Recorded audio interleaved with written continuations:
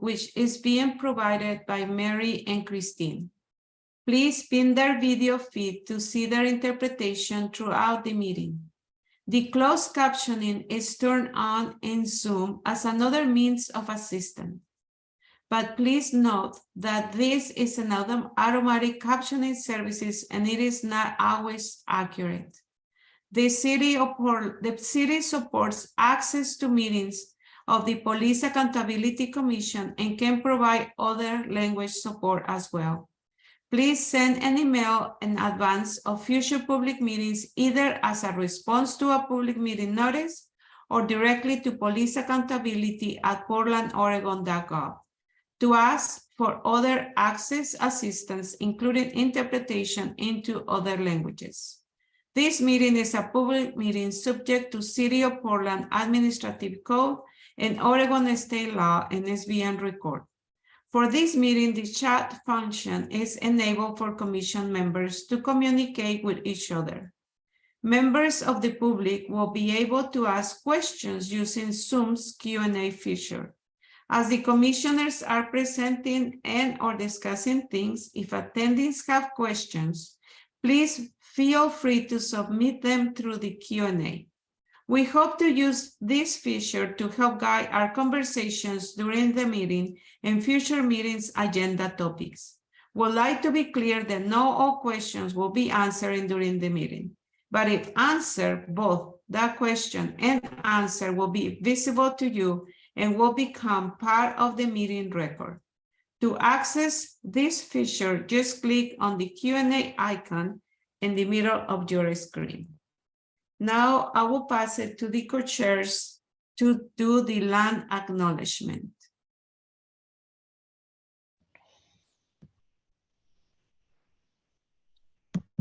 Thank you very much, Victoria. We acknowledge that the rivers, lakes, streams, and land of the lower Willamette River rest upon the occupied territories of the Multnomah, Wasco, Cowlitz, Cathlamet, Clackamas, Chinook, Tualatin Kalapuya, Molalla, and many other tribes. We recognize the many villages, traditions, cultures, and relationships that existed along the river since time immemorial.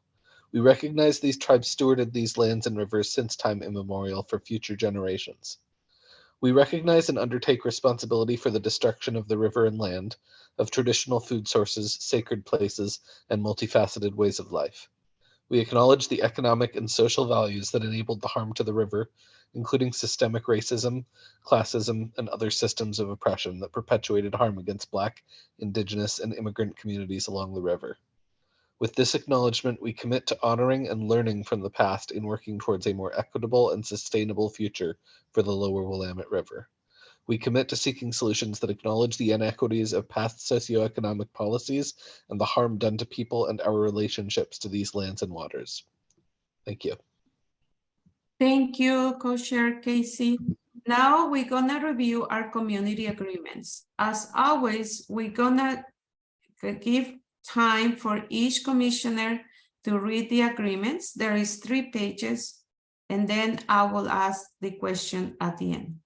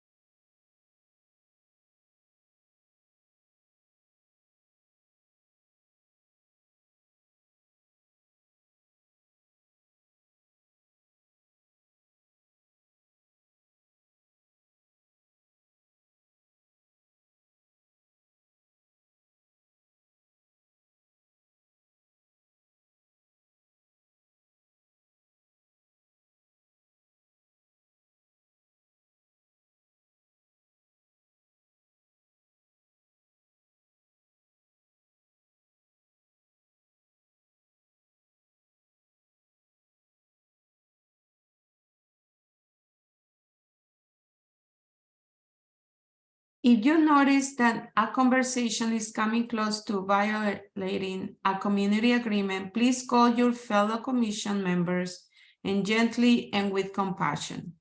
If you are called in, please take a moment to consider how you can best participate in this space while still respecting the community agreements and making a space for everyone.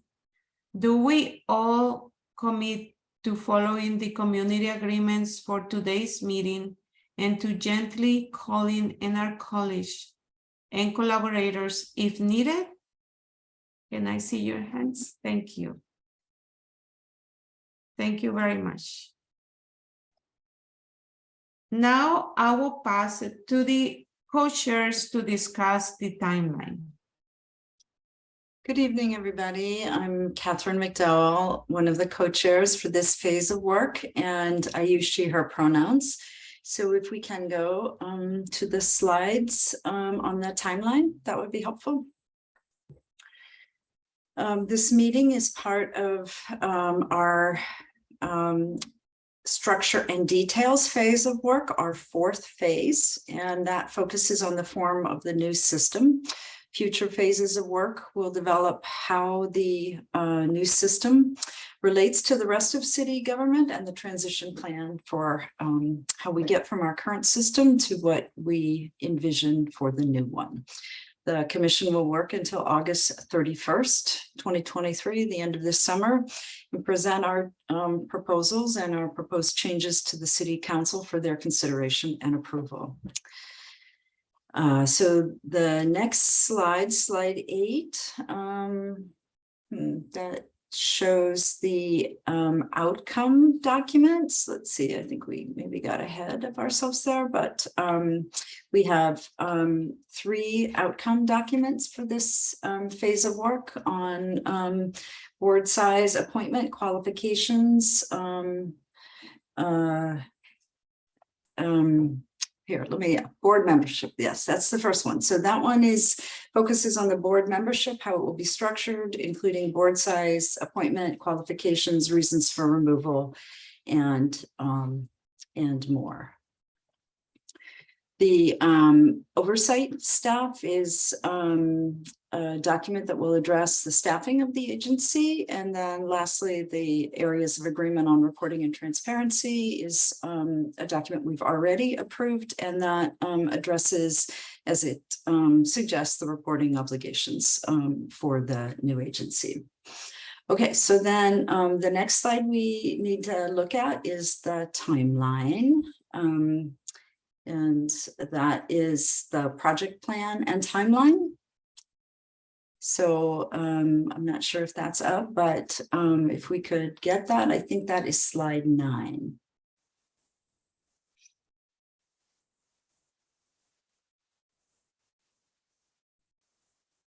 So I'm not seeing that slide, but let's see if we can get it. Yeah, that's our slide. So this has probably become pretty familiar to all of you as we're entering the last part of this phase of work. Where we are at is the blue box highlighted by red, which is shows we're going to be approving definitions, areas of agreement on board membership and oversight staff, and reporting and transparency, which I mentioned we've already approved. So tonight's focus will be on the other 3 items, board membership, oversight staff, and definitions. Next slide, please. Okay, and then here's what's coming up for the PAC. Notably, we have a couple of full PAC meetings coming up. The next one is Monday, May 1st. We may meet on Thursday, May 4th if we don't finish our work. We're scheduled for that meeting, but if we can complete our work tonight and Monday, then we will not meet on the 4th. And then our next phase of work, the 5th phase of work, the transition phase, will begin on May 8th. And yeah, so that's where we're at in terms of tonight's meeting. We're going to be continuing the discussion on areas of agreement on oversight staff. And once that decision, actually, let me just double check the order, because I just want to be sure there hasn't been a last minute change on the order. Let's see. We're going to do a first pass of the oversight staff areas of agreement, then a first pass through board membership. Looks like that's how we're going to run. And then we'll, if we have time, we'll also get into the accountability definition. So that's what I understand were the order of events for tonight, but I'll turn it back to the facilitators who can confirm that. Thank you. Thank you, Co-Chair Catherine, and you are right. That's how we're gonna start our discussion. And I will pass it to the co-chairs of the first document we're reviewing. Before we talk about our rules on discussion, I want to pass it to them and see they can want to give any information or a comment before our conversation starts. Commissioner Dan? Yes, good evening, Dan Handelman. I use he, him pronouns, and I'm one of the two co-chairs of the subcommittee on oversight staff. And there were a couple of things that came up at the last meeting, and we crammed our document into the very end of the last meeting, so we didn't get a chance to fully examine what was going on with some of the discussions. So I just want to clarify, one of the last discussions we had was about a section where the director of the new boards can be selected, and I said into the record that that was directly from city code. But to just clarify and correct what I said, we took the city code and adapted it to what we're thinking the new board should do, because the current city code envisions people from city commissioners' offices helping to select the IPR director, and because this board's going to be independent, we pictured replacing those staff members with members of the community. So that's just a point of clarification. And then the second thing was somebody from the community made a comment about the very rough spreadsheet that we shared with you to show you that we figured out that roughly if we have this many staff people and pay this much to the board members and have this much money set aside for administrative costs, that we can make this work in the $12.3 million budget. And the comment from the community had to do with how much money might be set aside for a building, but some of that could be in that pool for administrative costs, and some of that could also be in the benefits column that was calculated on 50% of the salaries of people. But my understanding is that the federal calculation for that is 38%. So there's a little bit of padding in there. It's just very rough. People shouldn't really rely on that as something to critique or go line by line through to argue about. It's just a spreadsheet that we used, back of the napkin calculations to make sure we can make this work. So I just wanted to clarify the record on those two things. Thank you. Thank you, Commissioner Dan. Any other comment for Co-Chair Aju? No? Okay. Then we're going to start our discussion. I just want to remind you of our discussion agreements. We want you to follow our normal discussion rules. Please be brief each time you speak, even though you can speak multiple times. Please be facilitated and remember that we use a weighted stack in our discussions. And finally, please be forward-looking in your comments. Also, I want to remind everyone that we will be using a 5-minute rule today, where any item that cannot be resolved in 5 minutes will left unfinished, flagged for further discussion, and we'll circle back to it after getting all the way through the document. And now I will pass it to the co-chairs of the subcommittee of the PAC areas of agreement on oversight staff to start the discussion. Thank you. All right, so I think we're going to pick up where we left off on, what day was that, Monday? Okay, cool. Just waiting for the document to come up.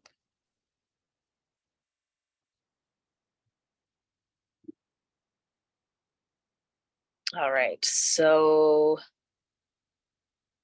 of course I forgot which, okay, yeah, so we did A1B22. So now we're on A1B23. The full board shall interview the candidates and the top scoring candidate will be moved forward. Of course, I forgot. Am I gonna go through all of A1B2? And then folks are gonna comment? Okay, just checking. All right, so A1B24. At that meeting or the next appropriate meeting, the full board shall vote whether to hire the top scoring candidates. A1B25. If the top candidate is not appointed, then the hiring committee shall present the next top scoring candidates to the board for consideration and a vote. The selection process shall continue as stated until the board votes to appoint a candidate as the director. This shall include reopening the recruitment process if none of the interviewed candidates are appointed. Thank you, Co-Chair. I'm gonna ask the rest of the commissioners if they have any comment, questions, or edits to what we just heard the Commissioner Co-Chair Jay read to us.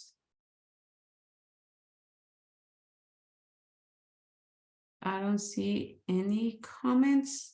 Can we move on? Okay, thank you. All right. So A2, authority duties. A2A, the director shall manage the professional administrative staff and professional investigators and make operational and administrative decisions. A2A1, the director may appoint other personnel necessary to carry out the duties of the oversight agency, keeping within the adopted budget. A2A2, the director may delegate to a designee any or all appropriate duties or responsibilities. A2A3, the director or designee shall conduct outreach to create a pipeline of employees for the board by engaging people in impacted communities.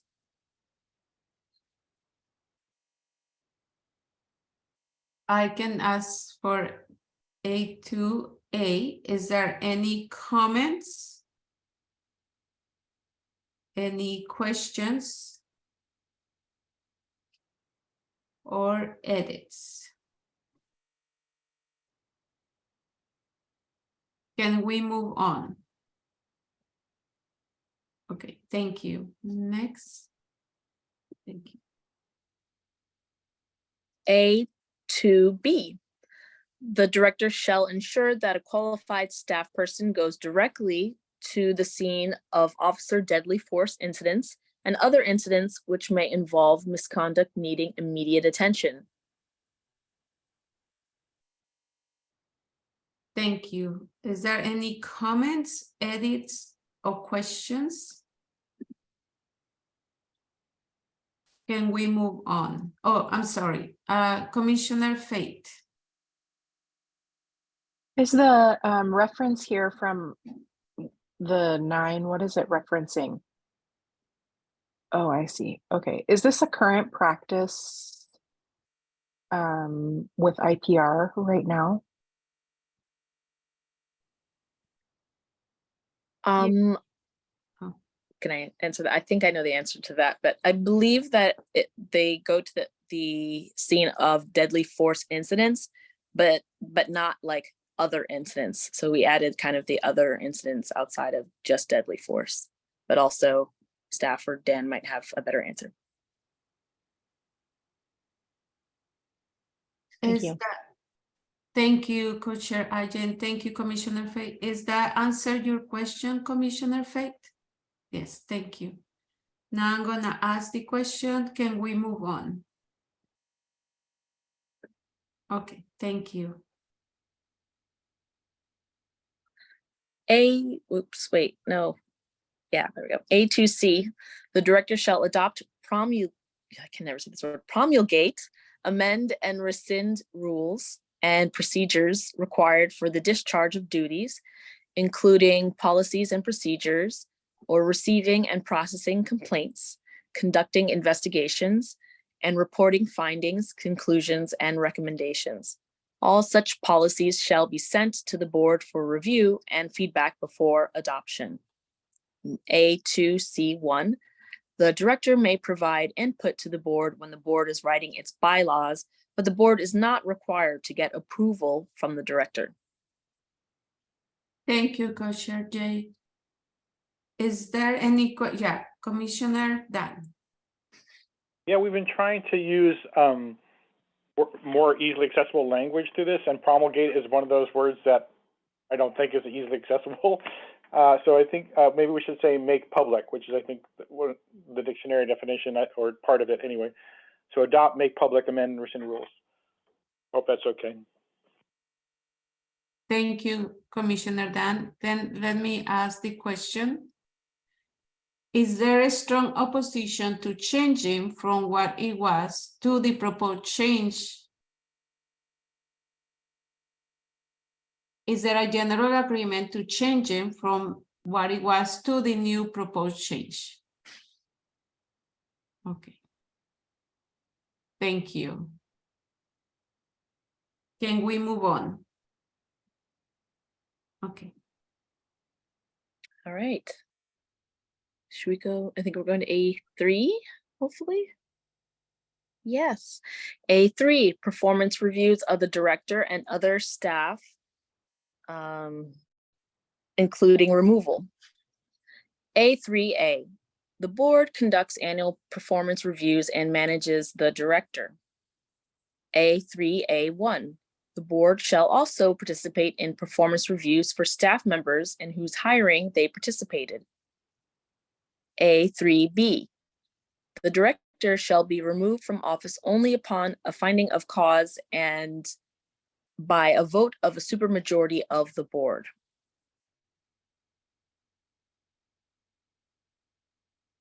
Thank you. Is there any, oh yes, Commissioner Fate?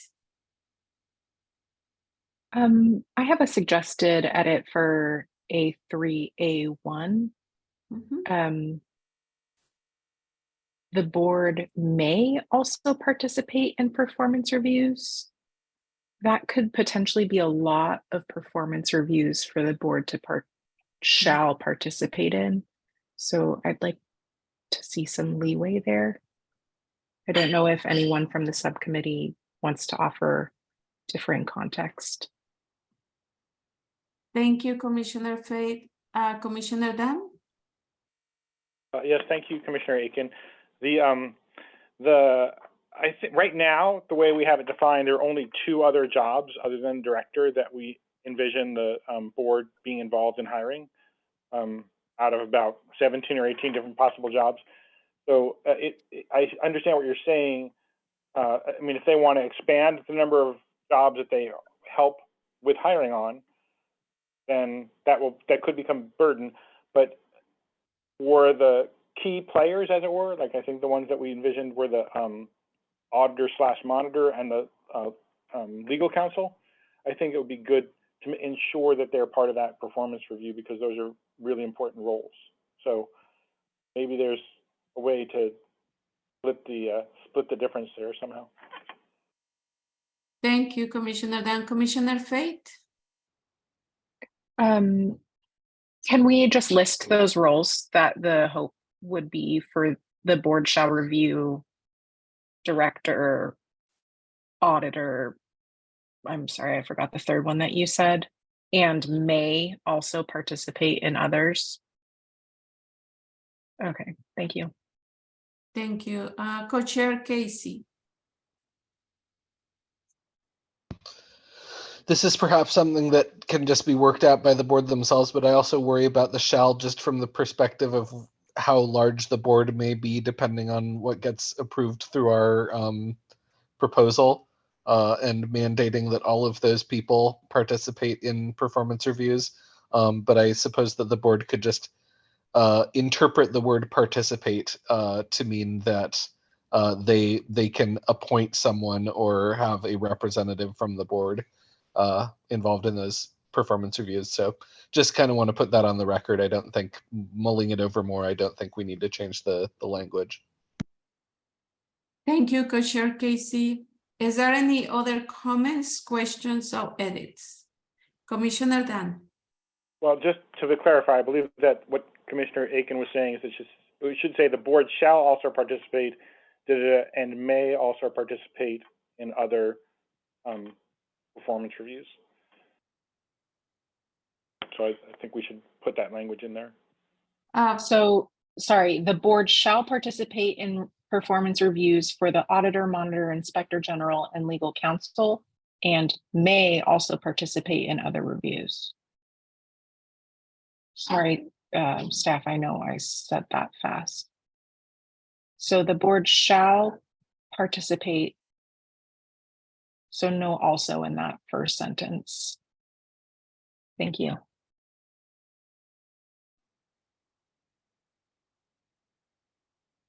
Thank you. Is there any additional edits? Yes, Commissioner Tim? I'm sorry, are we discussing A3B as well or just A3A? We also discussing A through B.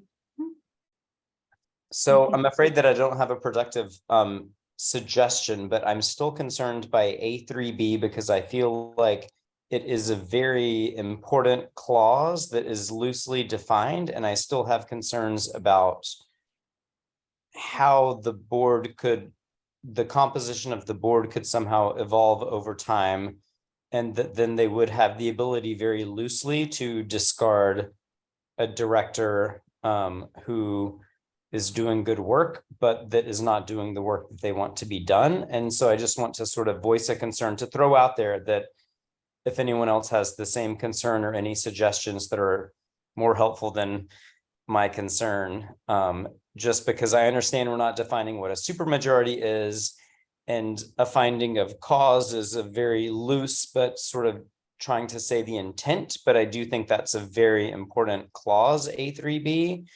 And so I just want to put out there that I think that's a very important piece of this puzzle that I would hate for such an important position as the director to be somewhat loosely defined that they could then be tossed out if a supermajority is later defined to be, 18 out of 30 board members, and that somehow then we get to a point where the board does not have a perspective of accountability, and that then it could really take the ability of accountability out of this commission, I guess. Thank you, Commissioner Tim. What I will do is I will ask for consensus and A3, A1, because we already reached the limit of 5 minutes, and then we can discuss the next or come back to A3B for discussion. Let's then, but thank you for it. I'm gonna ask for A3A and A3A1. Is there a strong opposition to changing from as it was to the proposed changes? Is there a general agreement to changing from what it was to the proposed changes? Thank you. Can we move on to A3B, or you want, staff? Or who is answering? Oh, no, it's Connie, sorry. Can we move to A3B?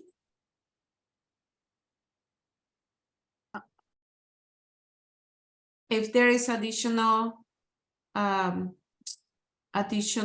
discussion for what Commissioner Tim comments. Yes, I will pass it to Commissioner Connie. Would you like to contribute to say something, or just was your hand to say? Okay, Commissioner Dan. Oh, you know what? We're gonna pass A3B, I think. We will not come back to A3B. Fair enough. Okay, thank you. Okay, A4. A4, qualifications. A4A, the director shall be a person who is well equipped to analyze problems of administration and public policy, and shall have a working knowledge in criminal justice commensurate to the powers and duties of the office. Experience and knowledge should also include working with communities impacted by police misconduct. Is there any comments, questions, or edits? And A for A.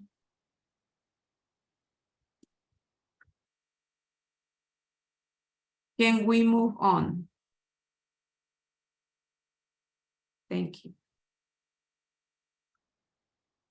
Okay, yeah, I'm gonna pass it to, I think, to Dan now. Thank you. Yeah, I'm going to do the first half of B and then turn it back over to Co-Chair Amici. Thank you very much. So Section B is about staff structure, qualifications, duties, and board involvement in hiring. And so B1 is restrictions on hiring. And the comment here is to maintain independence between the board and the police, it is recommended that former and current police officers not be hired as staff. Thank you, Commissioner Dunn. Is there comments, questions, or edits in B1? Yes, staff?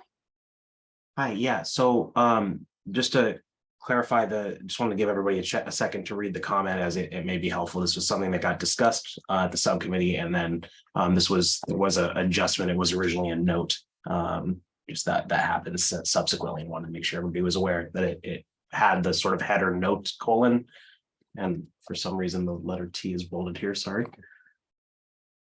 And that's all. Right. So to summarize the comments, the idea here is to make this a suggestion because it's not in the charter that says, it only says that police can't be board members. So instead of trying to go beyond our scope and prohibit it, we're saying we're strongly recommending that that's what happened, and then the board themselves can make that decision down the line.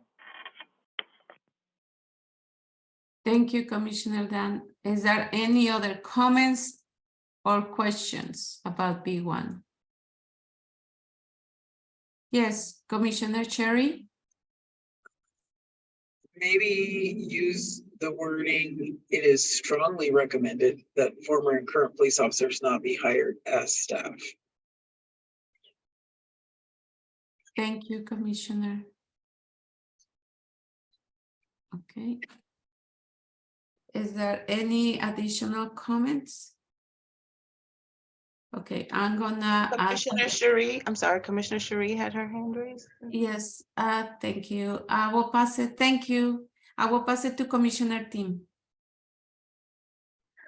A strong recommendation does not have to be followed at all. And so I have serious concerns about the ability for former or current police officers to be on staff of this accountability commission.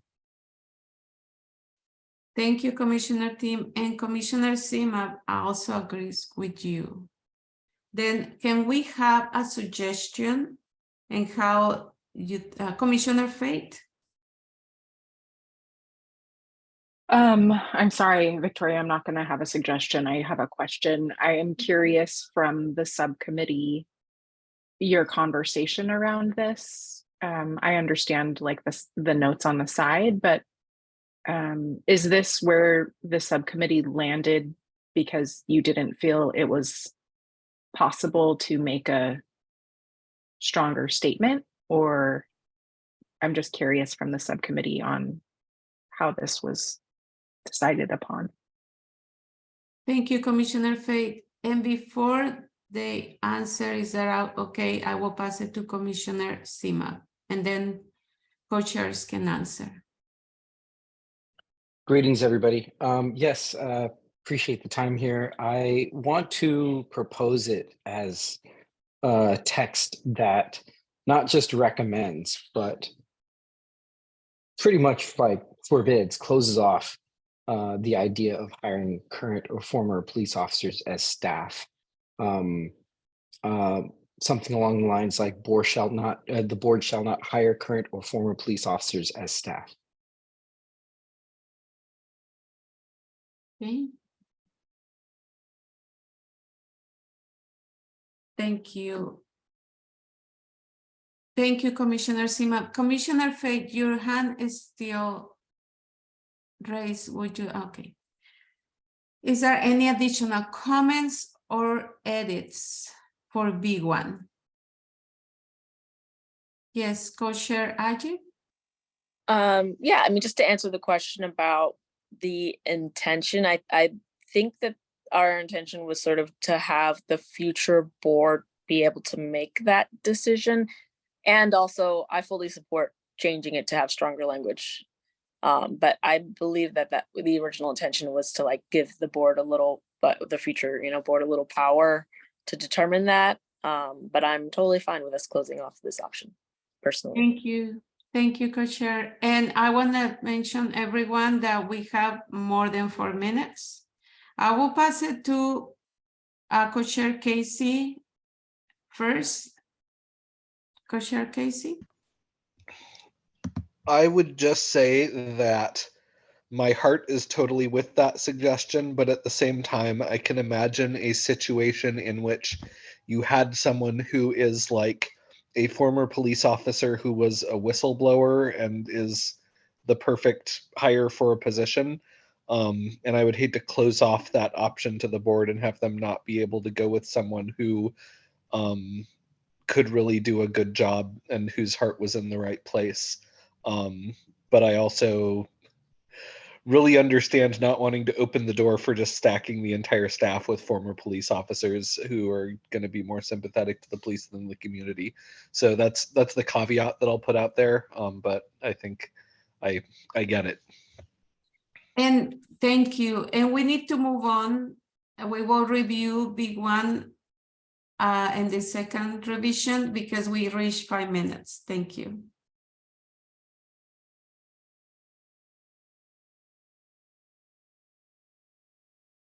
All right, I guess I'll read the next one. B2, and this is a reminder, we're gonna have a final details section at the end of our process. So right now, we have a position under B2 that's called the auditor, monitor, or inspector general. That it could even be another term with full access to bureau records, training, and staff. So rather than spend time discussing what the name of it should be tonight, I think we should just focus on the substance here.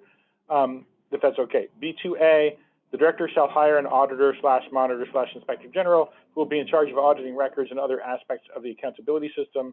And B2B, audits conducted by staff will include police practices, policies, training, and directives, including regular audits of police communications with the public, like news releases and social media. Thank you, Commissioner Dunn. Is there any questions, edits, or suggestions or comments about B2? Can we move on? I don't see it. Okay, thank you. Okay, so B3 is attorney or attorneys with local, state, and federal specializations. And B3A says the director shall hire legal counsel to provide legal advice for the board and staff separate from the city attorney's office. Is there questions, comments? Yes, staff? Yeah, just noted during the subcommittee meeting that staff would bring this up at the full commission level. So doing that now. The question came up in a meeting, I think on March 16th, it looks like, about does independent legal counsel need to be approved by the city attorney's office. The rule about that is in city code right now, which has a carve out for a couple specific situations, including the auditor's office. And this may not require any sort of change to the text here, but just wanted to answer that question live and make sure people knew where that lived in code. Thanks. Thank you, staff. Commissioner Dunn? So staff, do we put that in a note to our future selves as a recommendation to city council? I mean, I'm hoping that people agree that we should suggest to council that the board should be able to hire legal counsel without going through the city attorney's office. But we can make that happen by changing city code, right? That's what you just said. Yes. Thank you. Thank you, Commissioner Monica. Is there any other comments or questions about B3A? Can we move on?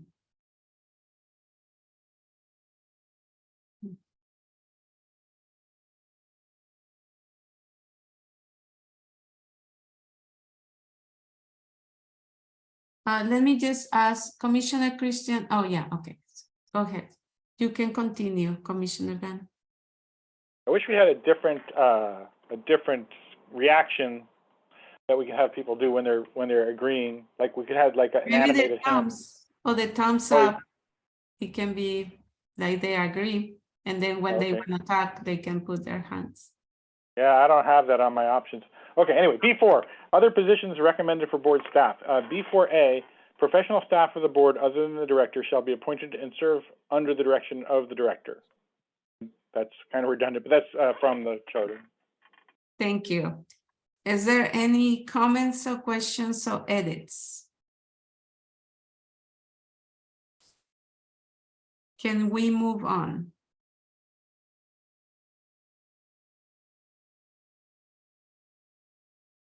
Thank you. Okay, so this is a longer one. So B4B, the director shall hire part or full-time staff members focusing exclusively or in combination on. And I'm going to read the first one as B4B1, but then I'll just read the Roman numerals after that. So B4B1, policy work.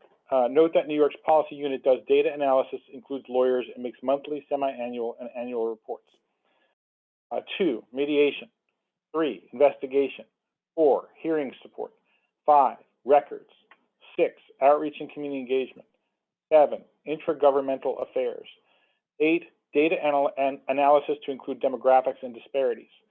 9, equity and inclusion. 10, public affairs and communications. 11, personnel. And 12, and this we added after the subcommittee finished meeting, administrative staff. So that's a proposal from me and co-chair Amechi that's going to need approval. Okay, we will need to decide if we add B4B, but before number 12. But then I'm gonna ask, is there any comments, questions, or anything here? Any edits? No? Okay, I'm gonna have to ask, instead of us to moving on, I'm gonna ask if there is strong, let's see, if there is strong opposition to adding B4B12. Okay, is there a general agreement to adding B4B12? Thank you. Can we move on?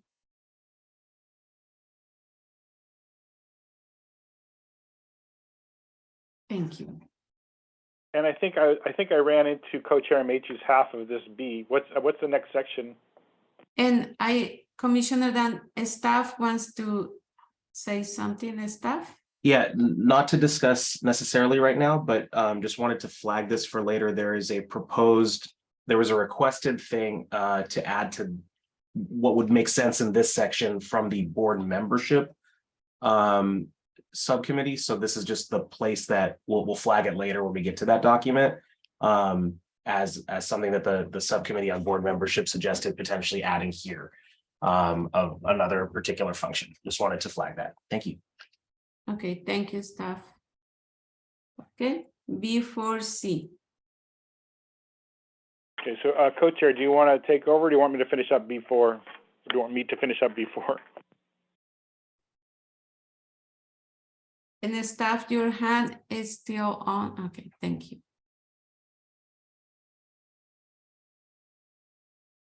I'll just keep going. B4C, hiring of the following staff positions shall involve the board members. B4C1, the auditor, monitor, inspector general, and B4C2, legal counsel. So you'll see that reflects back on that discussion we had earlier. B4D says the oversight system may reach outside the city structures to complete its work. B4D1 says the board or staff may consider working with law school faculty and/or students or other community resources. Thank you, Commissioner Dan. Is there questions, comments, or edits? Well, I just have a quick note to staff. There should have been a footnote on there that we found in Albany, New York, that they were working with a law school. there. So I don't know how that disappeared, but we should put that back in. Okay. Is the child involved? Do I need to ask, oh, that was before. Oh.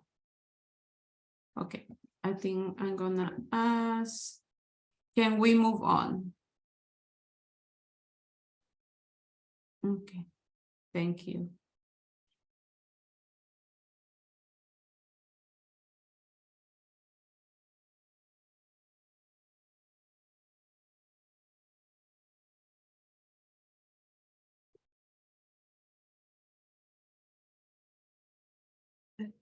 Commissioner Dan is muted.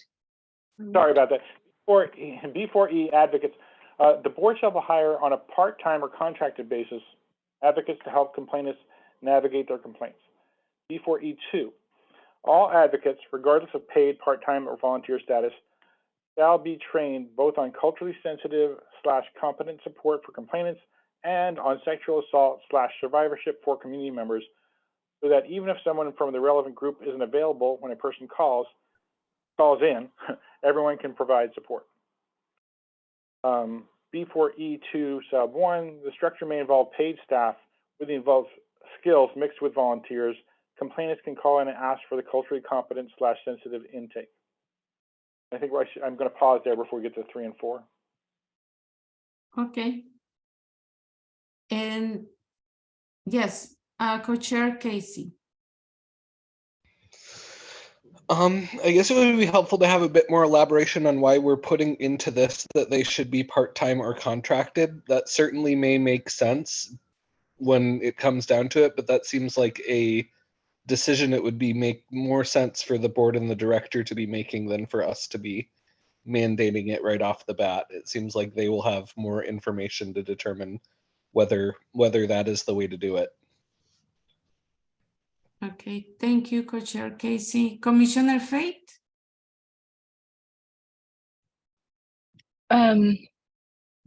Maybe this is in the weeds. I'm curious on who determines and who offers this training. Like, who is the determiner of what is culturally sensitive and responsive and trauma informed that provides these training to advocates? Is it staff? Is it, I don't know that I need a technical answer, but something to consider is this something that the board oversees, or is this a position of the staff that oversees the development of these trainings? Thank you, Commissioner Fate. Co-Chair Jay? Yeah, I think that's a really good question. When I was the one that sort of harped on this, and I was thinking specifically of Trauma Informed Oregon to provide they provide most of the trauma informed trainings. They kind of set the standard. You can get like a train the trainer, but it would probably be like their curriculum. And then there's the Intercultural Institute. I was assuming that kind of they're sort of the standard also when it comes to intercultural competence, which is, I guess, sort of synonyms to culturally sensitive. And so those are the organizations that I imagine would provide like sort of the initial training. They do like train the trainer type of situations. And then I think it will be up to the board whether they want to continue to like contract out independent trainers or whether they want to offer a trainer, pay for train the training and then just use those specific curriculums, but have their own staff do that. I'm not sure that's helpful at all or anything. Thank you, Co-Chair. Co-Chair Ajay. Commissioner Sima? Yeah, just quick clarifying question for Commissioner Amici. I'm sorry if I may have missed the preface. Are those the recommendations or are those the ones that actually do oversee this? What was the last part of your question? Sorry, was that the? Yeah, are those the entities that actually oversee a lot of these processes that you described, or are they the ones that are kind of recommended that you know of? Trauma Informed Oregon really is the one that like that organization really sort of oversees like the trauma informed training and curriculum.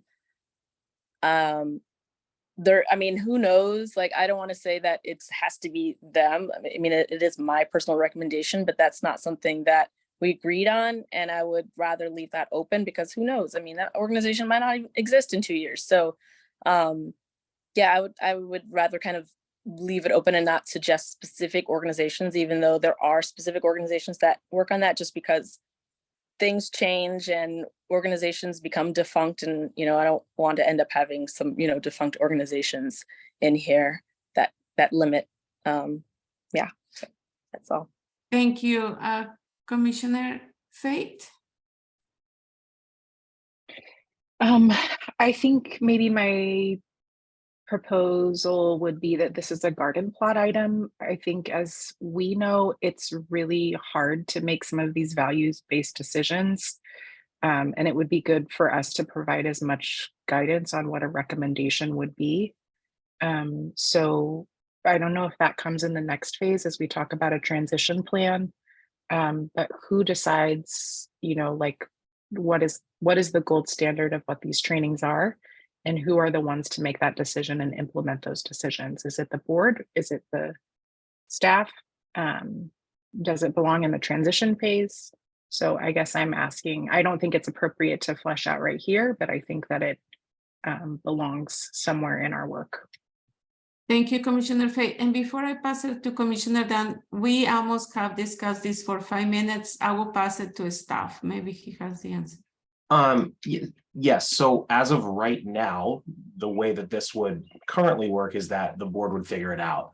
And in terms of, as you'll see later on, there's information about training, and there's also an earlier section about the board may reach outside of staff structures. So in terms of the question of would advocates by necessity be trained by the professional staff of the board, the answer to that is no, as of right now, and that the board would figure out exactly who would do it as the way it's written right now.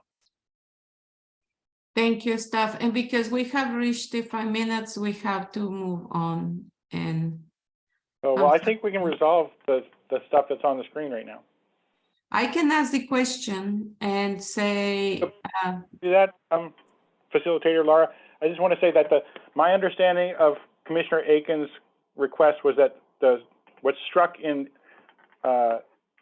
B4E1 should stay struck, but I want to say what's in B4E2 should stay there so that it gives them the possibility of deciding how whether the people are part-time or not. So that way, it's an open question in E1, but there's some possible definitions in E2 if we leave it the way it is. I hope that's okay with Commissioner Aiken. okay, I'm going to ask a question because we have been doing this for more than 6 minutes. And I'm going to ask the question separate, B4E1 first. Is there a strong opposition to changing from what it was to the proposed change for B4E1? Is there a general agreement to changing from what it was to the proposed change? Okay. Can we move on the next one? Okay. B4E2. Is there a strong opposition to changing from what it was to the proposed change? Is there a strong opposition? Okay. Should we, then we need to move on, I think, because we have already raised more than 6 minutes. And I understand, but I think what I'm seeing is that Commissioner Aiken's one of the people who's in strong opposition, and I think that she'll be okay if we remove that edit and then just put it back the way it was, if I'm interpreting her opposition properly. I will, thank you, Commissioner. I will pass it to staff. Just to clarify, both of these were actually proposed by Commissioner KC, Co-Chair KC. So if Co-Chair KC was raising their hand earlier, so that might have been related to this, I'm not sure. And then real quick, there is another Co-Chair proposed clarification down below to get to after this, which might be relatively fast. But first, if Commissioner KC wanted to speak on the second one here, that would be also relevant. Okay, I think it makes more sense to just move on from it at this point. To clarify, move on meaning come back to it later, or move on meaning withdraw it? Come back to it later. Thank you. okay, then we're gonna come back to B4E2 later. I'm gonna ask for B4E4. We haven't read B4E3. Oh, you into the haven't, record. yes, true. Okay, the only thing we read was the, yeah, okay, yeah, you can read that, yes. Thank you. Okay, so B4E3, advocates are required to receive continuing education, and E4, advocates will assist the staff in delivering community education about the complaint process. Thank you.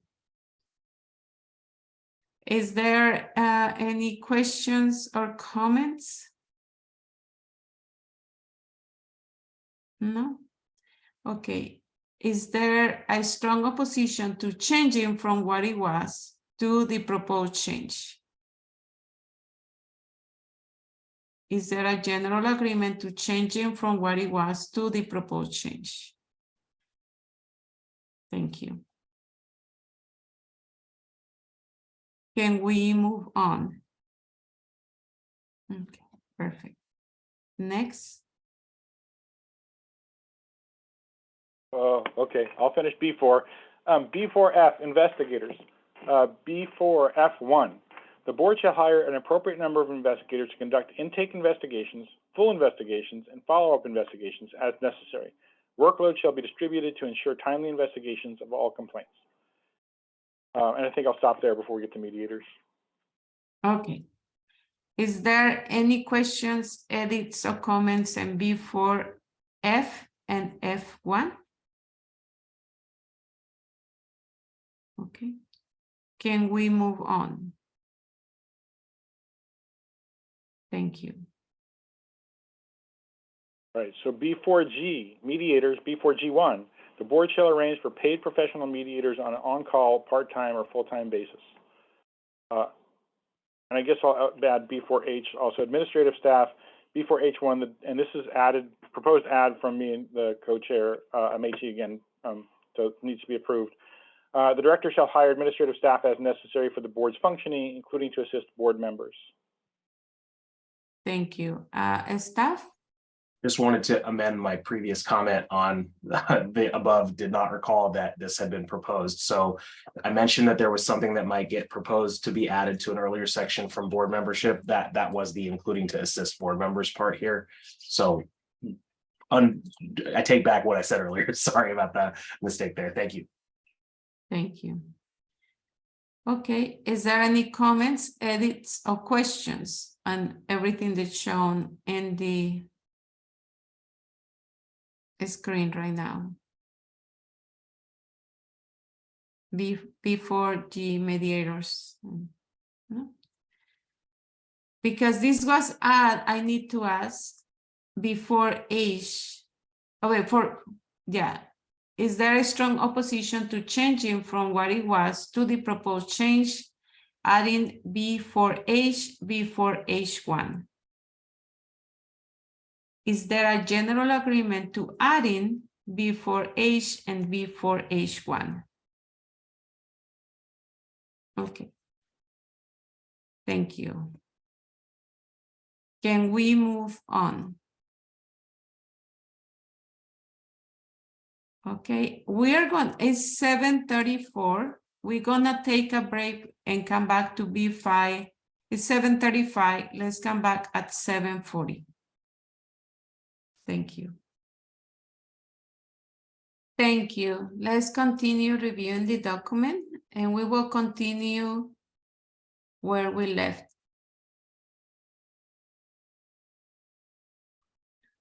I think it's B5.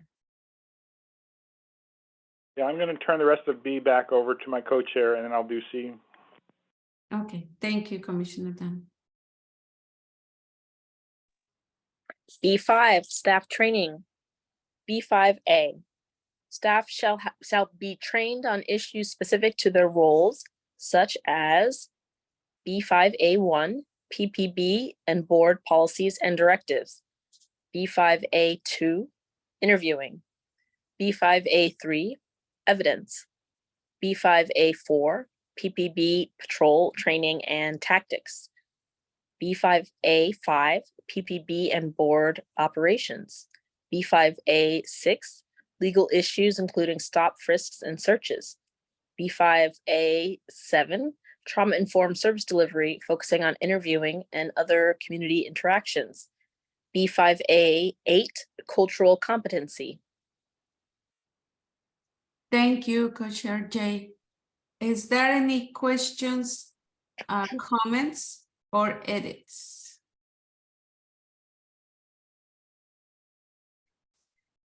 Can we move on?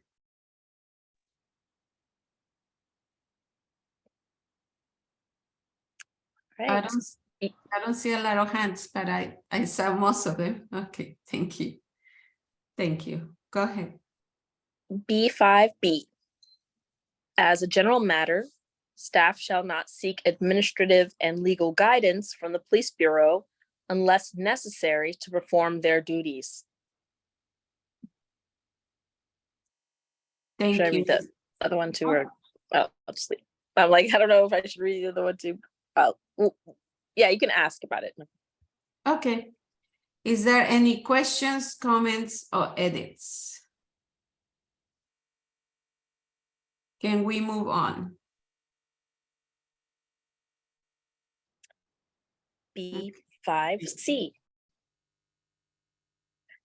As a general matter, staff shall not be trained alongside administrative investigators at the Police Bureau unless necessary to perform their duties. Thank you. Is there questions, comments, or edits? Can we move on?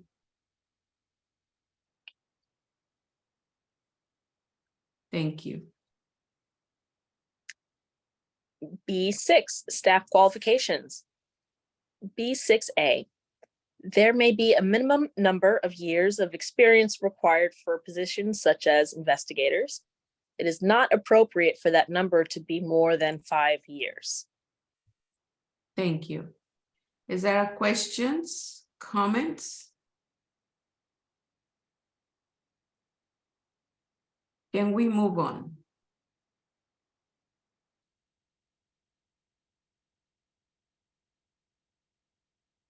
Thank you.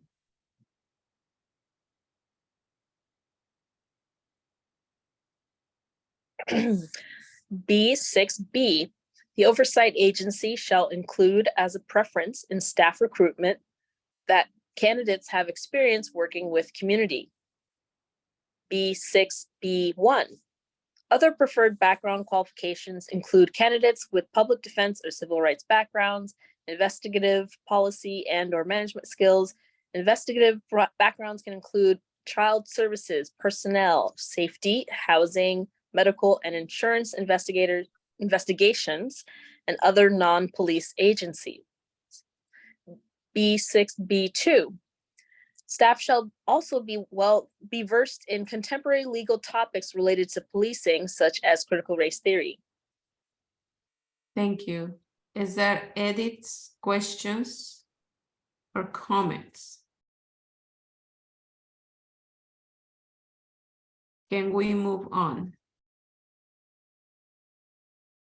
And you know, I haven't seen Commissioner Monica, Commissioner Tim, Commissioner Angie, their hands. Maybe I didn't rush, but I need commissioners to show their hands or their picture. That way when we see, okay, I'm gonna ask again just to see. Can we move on?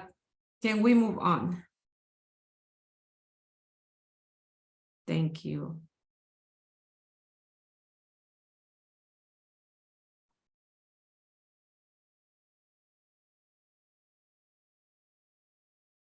You are on mute, Co-Chair Aji.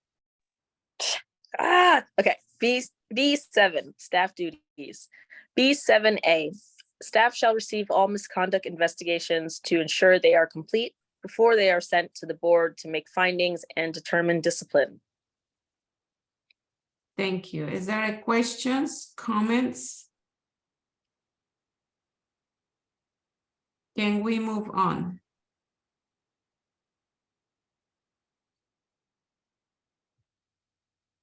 Commissioner Cameron, can we move on? Oh, thank you, Commissioner. Okay.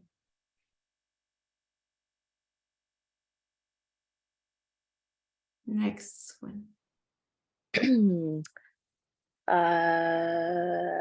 B7B, staff and community engagement. B7B1, the Oversight Board shall conduct public education on the role of the oversight system and community members' rights, keeping the community informed of activities, how to file complaints, and seek recourse in case of retaliation and receive input. It sounds kind of awkward.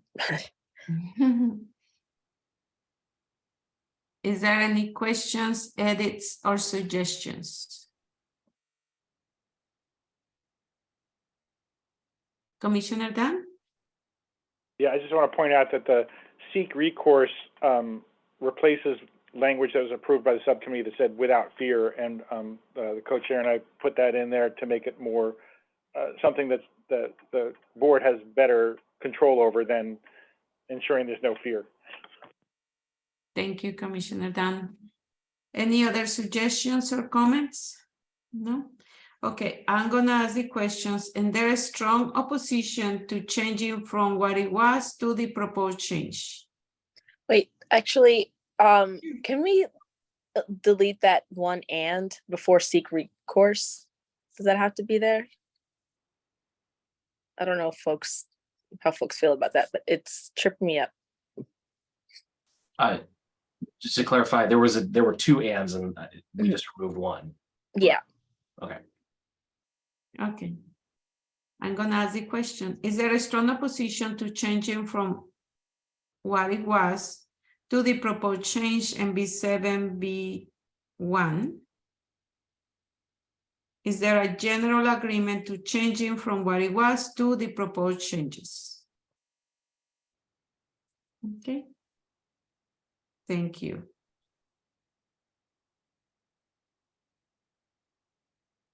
Can we move on? Thank you. B7B2. A participatory public process is the goal, not a checkbox.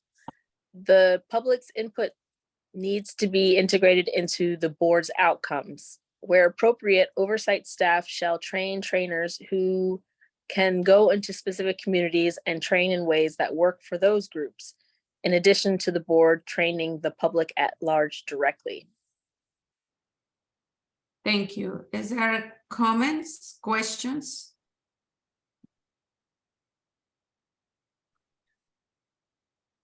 Yes, Commissioner Dan?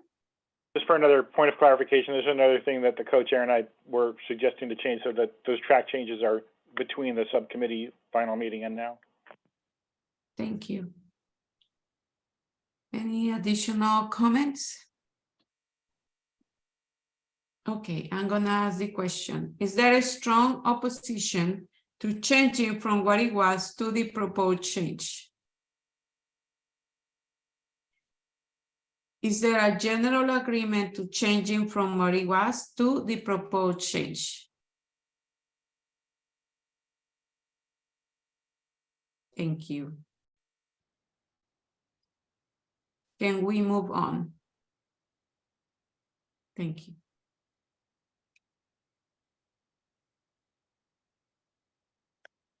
B7B3, where appropriate, staff shall set up community engagement events involving the board members. B7B4, the outreach shall be conducted in ways that are accessible in terms of language, abilities, and other considerations. Thank you. Is there a comment or changes or suggestions? Questions? Can we move on?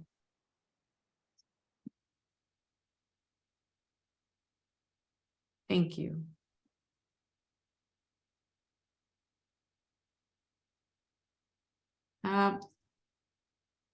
Commissioner Sima, did you raise your hand because you agreed to move on, or you have a comment? Comment.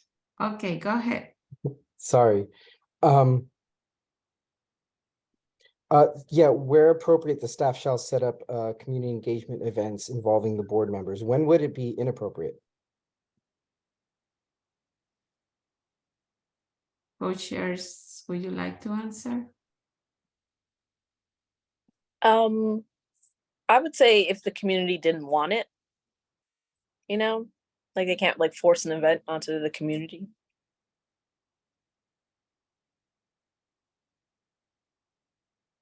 If I may ask a more clarifying question then? Sure. So I guess I may have read this incorrectly, but it feels like it could be read that way too, where the appropriateness is the involvement of the board members or not. We could just do, I mean, I'm okay with scratching the where appropriate. Is that your suggestion? Well, I wanted the clarification, but I didn't consider the suggestion. Sorry. Thank you. So Yeah, should no. cross it or not? I Should we- mean, let me consider it for a moment. Let me read it. I shall set up as yeah, I'm juggling here, cooking, kids, and our commission meeting to be forward. Shall set up community agreement engagement as staff shall. Yes, I like that. I don't think it should be an option for, there should be no translation that makes it sound questionable for the board's involvement. So I like this. Thank you, Commissioner Sima, and we are glad that you're here. Commissioner Dunn? Well, I think the idea is that if these board members are as busy as we think they're going to be, and as we are, that there may be community engagement events that don't have the board members at them. But I see what you're getting at. So I wonder if it should say staff shall set up community engagement events and where appropriate involve the board members or something like that, just so that every community engagement event doesn't have to involve the board members themselves if there's enough staff that and there's some appropriate places where the board members don't need to make an appearance. Thank you. And Commissioner Sima, are you okay with this suggestion? Well, then I would go back to my original question, and I feel like I'm being a little bit of a pain here, but what would be an appropriate reason why a board member would not be involved is if they're too busy, is what you were saying? Commissioner Dunn? Well, I just feel that there may be times when, like we previously said, the advocates would help with outreach, and staff members would, there'd be like probably a community engagement person out on staff, and there may be times when it's okay for them to do an engagement event without the board members. So I think if we put it where that has to involve board members, then that's going to narrow down their ability to do it without them. Thank you. Commissioner Fate? I think I would just recommend replacing the shall with may. So if staff may set up community engagement events, which may involve board members. Mm-hmm.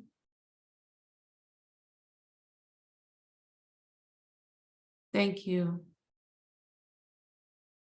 Thank you, Commissioner Fay. Anything additional? Commissioner Fay?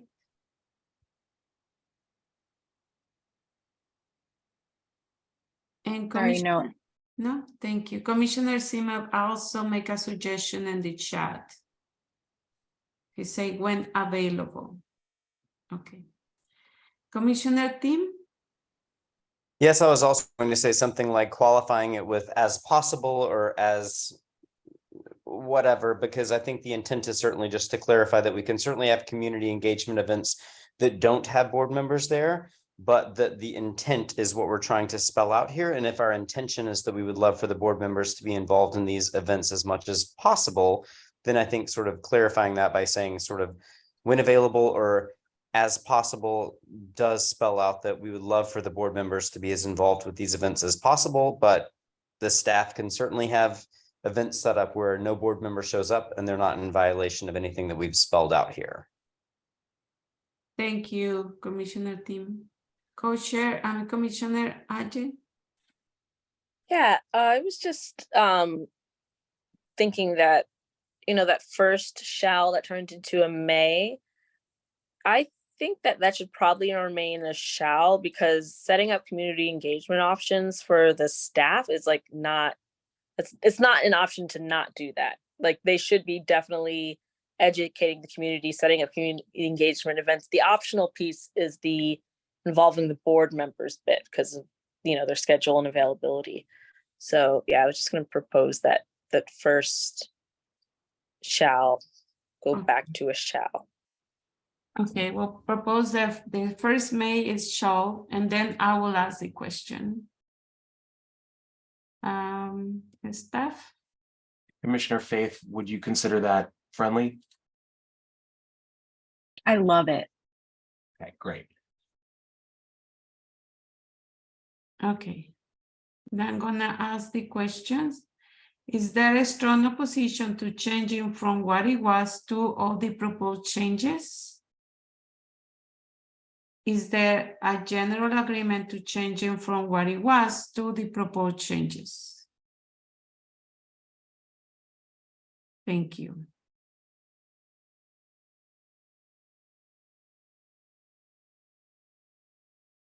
Can we move on? And All right. Wait. Commissioner, I'm sorry, let me check. Commissioner Faith, your hand. Okay, sorry. Go ahead. Continue, please. Okay. B7, B4. Wait, is that 4? Yeah. No, 9. Yeah. The outreach shall be conducted in ways that are accessible in terms of language, abilities, and other considerations.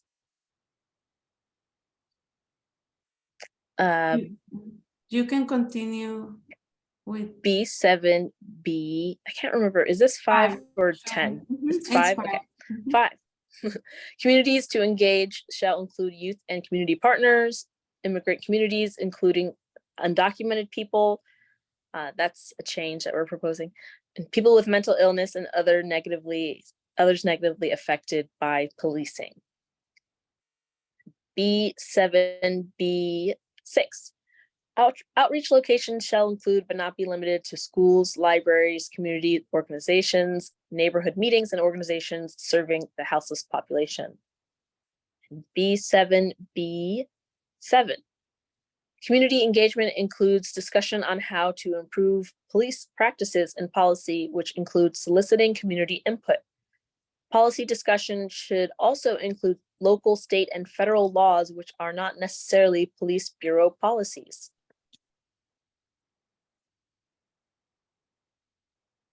Thank you. Is there any comments, questions, or edits?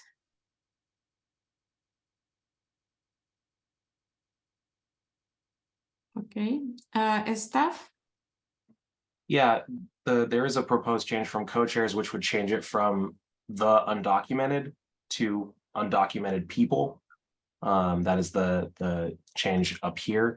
Just wanted to flag that came between the subcommittee referral and at present. So this commission would need to vote on or decide on it. Thank you. Commissioner Cherry? Yeah, I just wanted to say that there's nothing in here about engaging entities in the community like businesses that can be affected by policing. I mean, I see communities to engage should include youth and community partners, immigrant communities, including the undocumented people with mental illness and other negative affected by policing. But I don't really have a suggestion yet. I guess I'll think on it a little bit more, but I don't really see anything in here about reaching out to businesses that are affected. I'm thinking back to in the public comment where a woman spoke up and said, I live in a certain part of town and I've seen a cop like twice in 4 years. And that's very impactful. I don't have a suggestion. I'm just putting my 2 cents. Thank you, Commissioner. Commissioner Ajay? Yeah, I think the point is sort of to focus on people that have been like over policed or have had like their communities have had like directly violence or over incarceration. And I don't know if the business community really like falls within those guidelines. But yeah, just something to keep in mind. Thank you, Commissioner Ajay. And then Commissioner Monica also make a suggestion on the chat. Commissioner Monica, would you like to comment? Just if we could change people of undocumented status, or yeah. Thank you. Is there any additional suggestions, comments, or discussion? Okay, I'm gonna ask the question. Is there a strong opposition to changing from what it was to the proposed changes? Is there a general agreement to changing from what it was to the proposed changes? Thank you.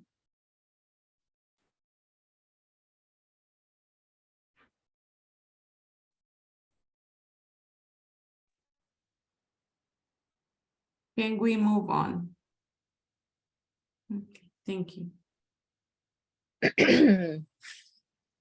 B7B8. The oversight. Yeah, go ahead. Sorry.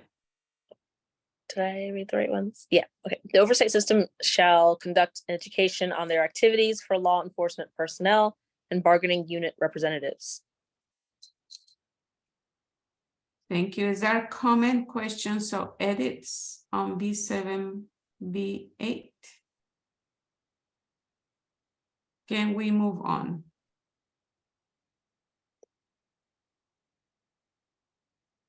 Yeah, thank you.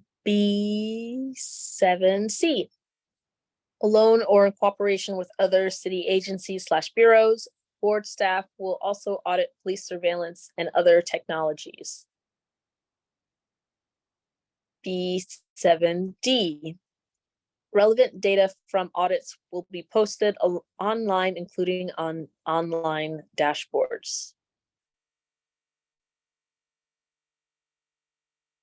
You can continue. B7E.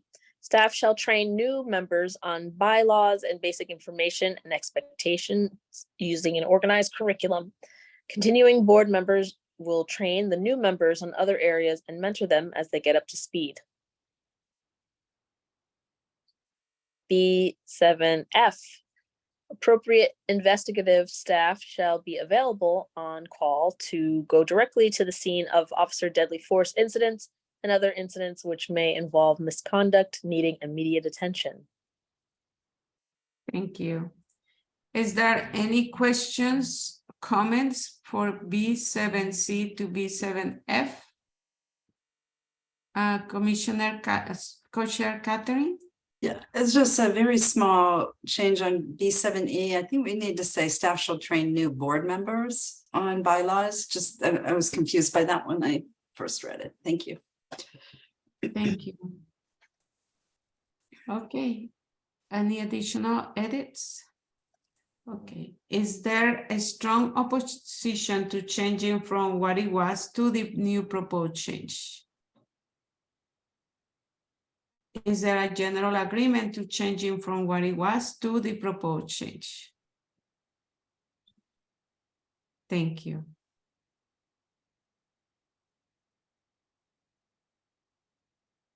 Can we move on?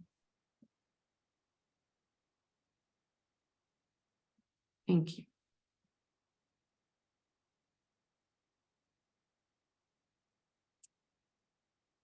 B8, supportive services for staffers. B8A. Because police misconduct investigations are taxing emotionally and mentally, staff will be provided with mental health services. Thank you. Is there any comments or questions?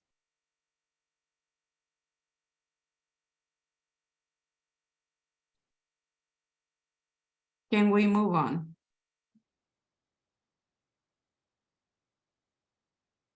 Thank you.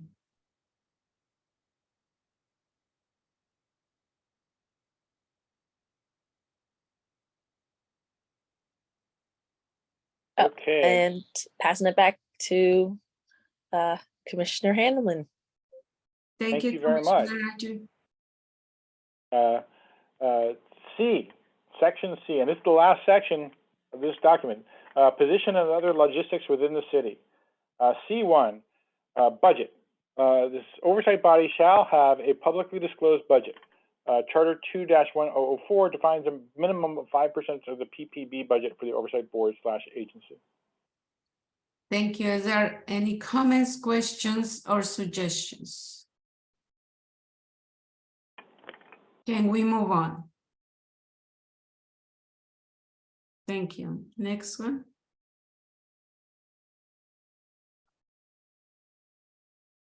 I'm ready. Okay, C1B. This was modified again in between the meeting, the last meeting of the subcommittee now. After evaluation of the budget, the oversight board/staff shall be able to request a larger budget allocation as part of the annual budget process. I would think that the "and" isn't supposed to be in there. You are suggesting taking out "and," correct? I think so. Okay. Yeah. Is there any questions, suggestions, or comments for C1B? Okay, I'm gonna guess Commissioner Tim. Sorry, what's the change? I can't see it quickly on my screen. There was the co-chair's work and then rewrite C1B as what it was read. No, I think that's a good question because the second one looks exactly like the first one. I don't know what happened to the original language. Oh, okay.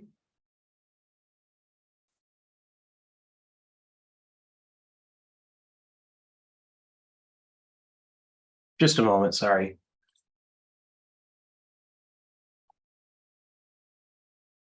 And Commissioner Raju. Yeah, I think staff's probably going to paste this, but it originally said basically it was saying that they would be able to request a larger budget, but we were saying the larger like allocation, like a larger percentage of the budget, not just just more money, just specifically. Yeah, so he's writing it, so I don't need to summarize it anyways. Thank you, Commissioner. Apologies, looking at an old version because the copy paste is not working, so doing it manually. Thank you, staff. Okay. Now that staff is putting how it was before, and thank you, Commissioner Tim, for noticing. I'm gonna ask the question. Is there a strong opposition to changing from what it was to the new proposed change?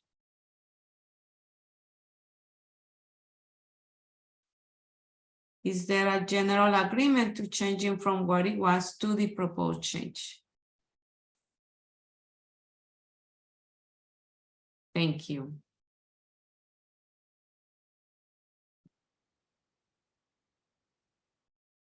Thanks. So I see my co-chair has their hand up. Is that something you wanted to say or just left over? It's left over, but it's not giving me the option of putting it down. The only option says to raise hand again. So I'll just press that and see if that works. Okay, I'll try to pretend I can't see it. All right, the next one. I need to ask if we can move on. Oh, okay. Can we move on? Thank you. Okay, thank you. I'm sorry about that. C1C, the director shall comply with the city's purchasing procedures, but shall have sole discretion in choosing staff persons, contractors, and other employees and making other decisions about expenses. The board may require that director make certain hiring/purchasing decisions only with the board's approval. Is there any questions, suggestions, or edits? And should I ask, let me say about the hiring? Okay, I'm gonna ask the question just in case. Is there a strong opposition to changing from what it was to the proposed change? Is there a general agreement to changing from what it was to the proposed change? Thank you. Yeah, I actually think that wasn't a change, but that's okay. It's fine. Okay. We're okay. Ask your next. Yes. Can we move on? Thank you. Okay, thanks. All right, so what's next after C1C?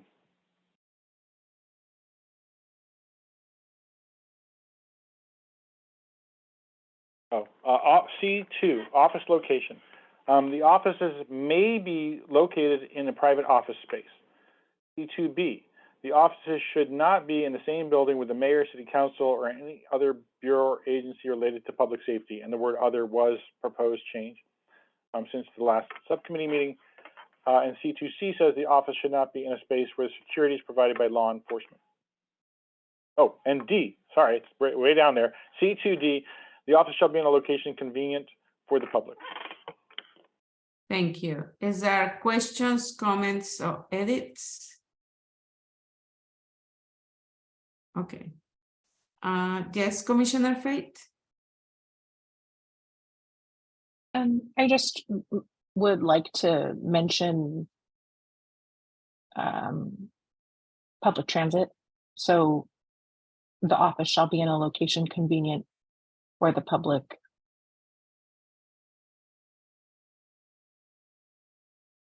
Why am I having such a hard time with this? By include. May I help? Please. Yeah. It looks like staff is doing it, including accessibility to public transit. Thank you. Thank you. Is there a strong opposition to changing from what it was to the proposed change? Is there a general agreement to changing from what it was to the proposed change? Thank you.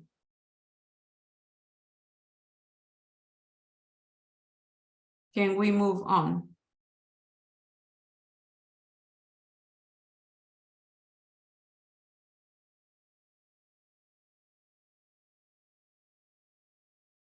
All right, C3.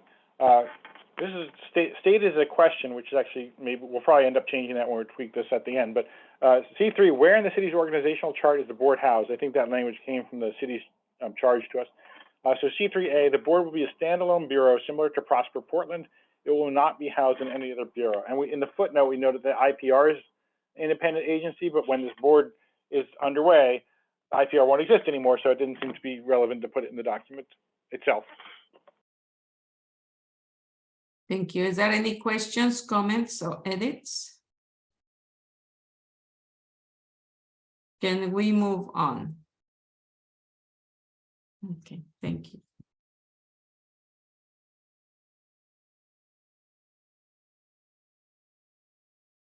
Here's the last. This is the last section here, folks. C4, suggested hours of operation. C4A, the board's offices shall be open to accept complaints for longer hours than Monday to Friday, 9 a.m. to 5 p.m., including early mornings, weekend times, and evenings. And C4B, this. I'm sorry to interrupt you, Commissioner Dunn, but I see that Commissioner Angie raised her hand. Oh, okay. Please let Dan, Commissioner Dan finish. I'm sorry, I was a little fast. I always am slow at raising my hand, so I decided to do it quickly. Sorry. Okay. Oh, okay, I'll finish reading C4B and then we'll hear what you have to say. C4B, the staff's working hours shall be staggered to avoid all overlong days, but accommodate hours for both complaint intake and potential evening/weekend meetings of the board. Thank you, Commissioner Dunn. Commissioner Angie? Yes. I worry a little bit just having had work for the city, and with really prescriptive language comes problems a lot of the time. And I don't know if I worry about the staff's working hours shall be staggered to avoid overlong days. I worry about that because I know that, you know, a professional judgment is something that we give people a lot of the time, and I know that we are looking out for overlong days, but I know that in some of the union agreements at the city of Portland, these types of words really bit staff in the butt, because in order to take to work longer than 8 hours, they had to take overtime for those 2 extra hours any day. So I'm a little worried about this. Thank you. And Commissioner Angie, before you go, do you have any suggestions on how they should be changed? Give me a couple of minutes and I might. I kind of jumped on it a little bit quickly. So thank you. Thank you. Commissioner Sima? Yeah, kind of leaning towards what was just said, simply because like I understand the reason why we would have to have a broader spectrum of availability if we have broader hours, like as C4A says, for as far as making sure that we're able to accept complaints at many different hours, as well as sometimes there might be off-hour meetings, whatnot, similar to what we're doing right now. I'm not sure if that would be in the cards or not, but yeah, maybe just a little bit more clarification on this as to what the spirit of this is. Okay, thank you, Commissioner Sima. Commissioner Kocher-Dunn? Commissioner. Yeah, well, I'm hoping this helps with those past two comments, that it says avoid overlong days. It does not say overtime. It doesn't say more than 8 hours in a day. Most of the PPB themselves work 10-hour days. I think what we're trying to get at here is that if the office is open at 7 a.m. and there's a meeting that runs until 9 at night, that would be a 14-hour day, and I don't think we want to have people working 14-hour days. You know, I said it during our co-chair meeting that you know, there were people who fought and died in this country for 8-hour workdays. We're not saying here they can't work more than 8 hours, but I just think that it's unreasonable to start setting people up to work 14-hour days on a regular basis. So that's kind of what this language is, broad enough to allow for what I hope Commissioner Tomlinson was concerned about, but narrow enough that you're not going to have people working 14-hour days. Thanks. Thank you. Commissioner Faith, and then staff. I think I'm a broken record on suggesting changing shall to may, but I do wonder here, Angie, if that solves it. And I also, I mean, the hope is that these staff unionize and can advocate for themselves on what appropriate working hours are.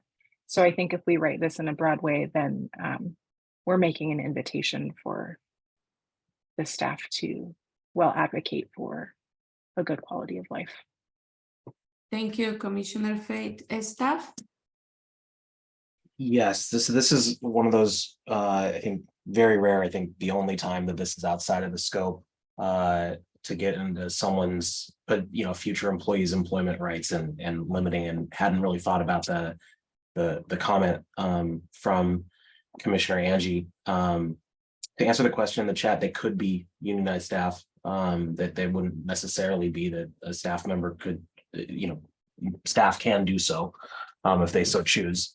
But yeah, if this is something that was designed to be a recommendation, there's other documents that the commission has done, you know, recommendations to the future oversight board, that would be an option, certainly. But in terms of sort of a mandate, this is the only thing in 16 months that PAC staff has said is outside of the scope of the PAC. So just to clarify that.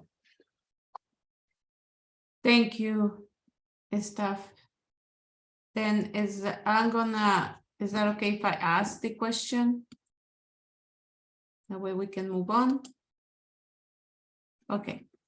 I will say, is there a strong opposition to changing from what it was to the proposed change? Is there a general agreement to changing from what it was to the proposed change? Thank you. Can we move on? Moving on in this case means we are done looking at this document. Wow, that's congratulations. Good night, everyone. No, we need Hey, to wait a look minute. at the other document, Commissioner Simap. Ah, shucks. Okay, and for that, I will pass it to the co-chairs. Oh, staff? Yeah, just to give us a moment, would it be possible to take the second short break and get ready for the other document? So to clarify, this document's not done with discussions. There will be a second pass through for all the things that were flagged for further discussion. All the relevant co-chairs, full commission, both subcommittees discussed and are going to do the first pass of board membership before coming back and looking again and resolving these issues. So if possible to, instead of going into that for 5 minutes, then taking a break, if it's possible to do that now, Facilitator Victoria? Yes, of course. Go ahead. Great, thank you. So how long would you like to take? It's 8:23. Let's take is that 8:28 enough time for the staff to prepare the other document? Sure, yeah. Okay, let's come back at 8:28. Thank you. Thank you. Now I will pass it to the co-chairs, Ovi and Tirsa, to do a walkthrough of the document on the draft areas of agreement and board membership. Obi and my co-chair Tirsa, we were the co-chairs of the board membership subcommittee, and we'll just quickly give you like a bird's eye overview of what went on here. I think you'll notice some similarities between this and oversight staff too, and some of the things that we'll go over. But to start off, we have some definitions, which will be important for some of the subsections too, especially including what or specifically in regards like who can be a member of the board and what a law enforcement agency is and what it entails. We then discuss the size of the board too, which is definitely something that will be a point of contention, and how we kind of found a good number for that. Along with the size of the board, we have the size of panels as well. And then a discussion of alternates and how they'll be employed. A lot of this came from discussions amongst ourselves, as well as the current CRC members and community members too, about what the different sizes and how alternates will be used in the specific new board. We then go over qualifications, and I think you'll see some similar themes to what you've heard in the previous document. And along with qualifications as well as recruitment, and very similar overlap between the staff membership or the staff person dedicated to recruiting board members. We're going to save compensation for last because I think this is a complicated thing too. Our numbers did coalesce quite well in regards to what a kind of a scratch or kind of rough draft that was done by the oversight board, or sorry, the oversight staff group. Our numbers do fairly align quite well, but I know that'll be a discussion as well as kind of what the city attorney gave us on how to properly compensate what a volunteer would be. Lastly, we kind of discussed the onboarding and training process too. Once again, very similar themes. And then section G is about removal, and you'll find that largely we gave a lot of suggestions for the new board, but left specific numbers or percentages to the new board to decide once they get a feel for how many hours, how many days they'll be working in a given year. And lastly, we discussed quorum, which is an issue I think we've discussed even in this PAC as well, with quorum and members versus seated members and such too, but what makes up a quorum for both the main board as well as a panel of the board. So from that, we can actually head up. Oh, from that, I'll pass to Tirsa if she has anything to say, and then we can head up to definition. Hello. No, I do not have anything to add. Thanks, Ovi.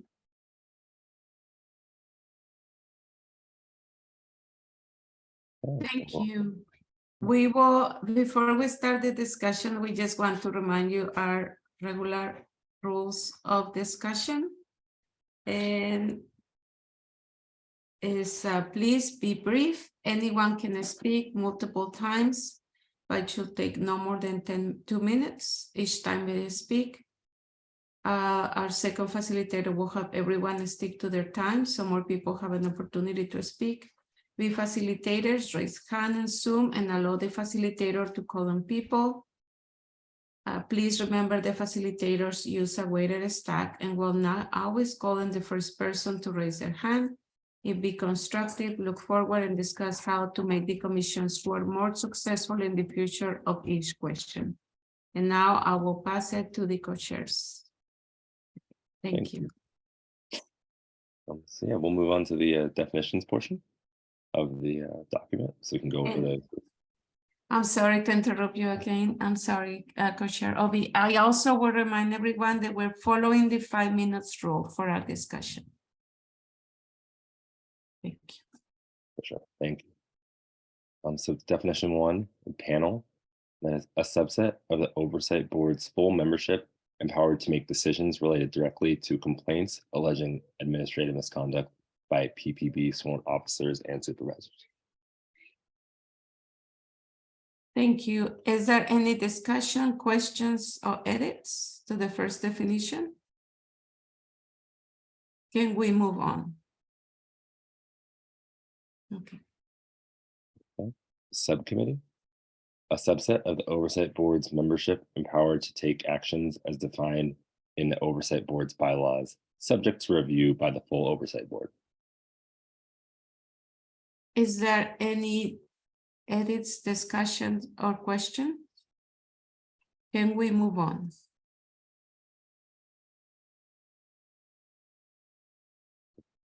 And law enforcement agency. Agencies that primarily employ police officers, corrections officers, or prosecutors. This includes county sheriffs, municipal police departments established by a university, state police, tribal police, and law enforcement agencies of the federal government. It also includes district attorneys' offices. Finally, it includes correctional departments. Agencies which perform duties related to investigating allegations of officer misconduct or reviewing police policies and practices which do not employ police officers are not considered law enforcement agencies under this definition. Thank you. Is there any questions or suggestions about this definition? Commissioner Dan? Well, IPR has at least one former police officer on their staff, and I would think that the other people who are on that staff might be excluded the way that's written right now, the last paragraph. So I think maybe the words which do not employ police officers is too broad, which do not exclusively employ police officers, perhaps. So that way, an oversight board that has civilians, the civilians can apply, just something like that.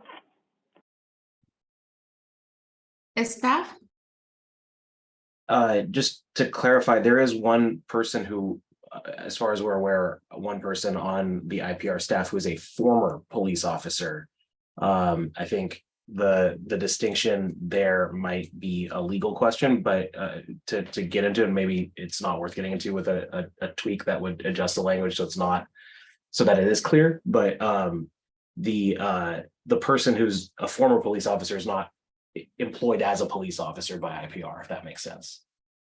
And that might be a distinction without a difference in a lot of ways, but so if there's a proposed change to the text that would clarify it, that might avoid having to ask for legal guidance on this. Thank you, staff. Is there a proposed change, Commissioner Dan? Well, I guess which are, instead of which do not employ police officers, but rather whose main function is not to, I don't want to say law enforcement because that's what we're defining, but not to engage in policing activities.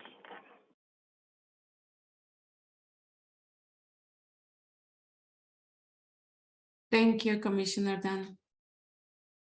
Is there any additional suggestions?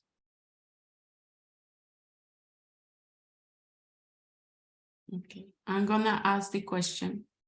Is there a strong opposition to changing from what it was to the proposed changes? Is there a general agreement to changing from what it was to the proposed changes? Thank you. Can we move on? Thank you.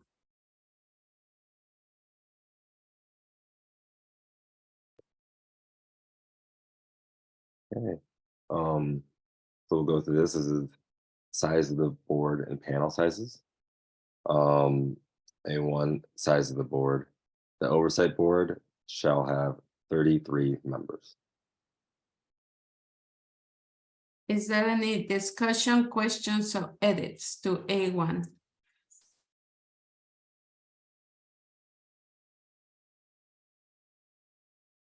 Yes, Commissioner Faith?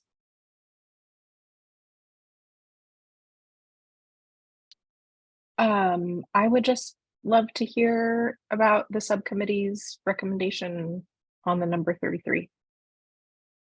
Okay, thank you.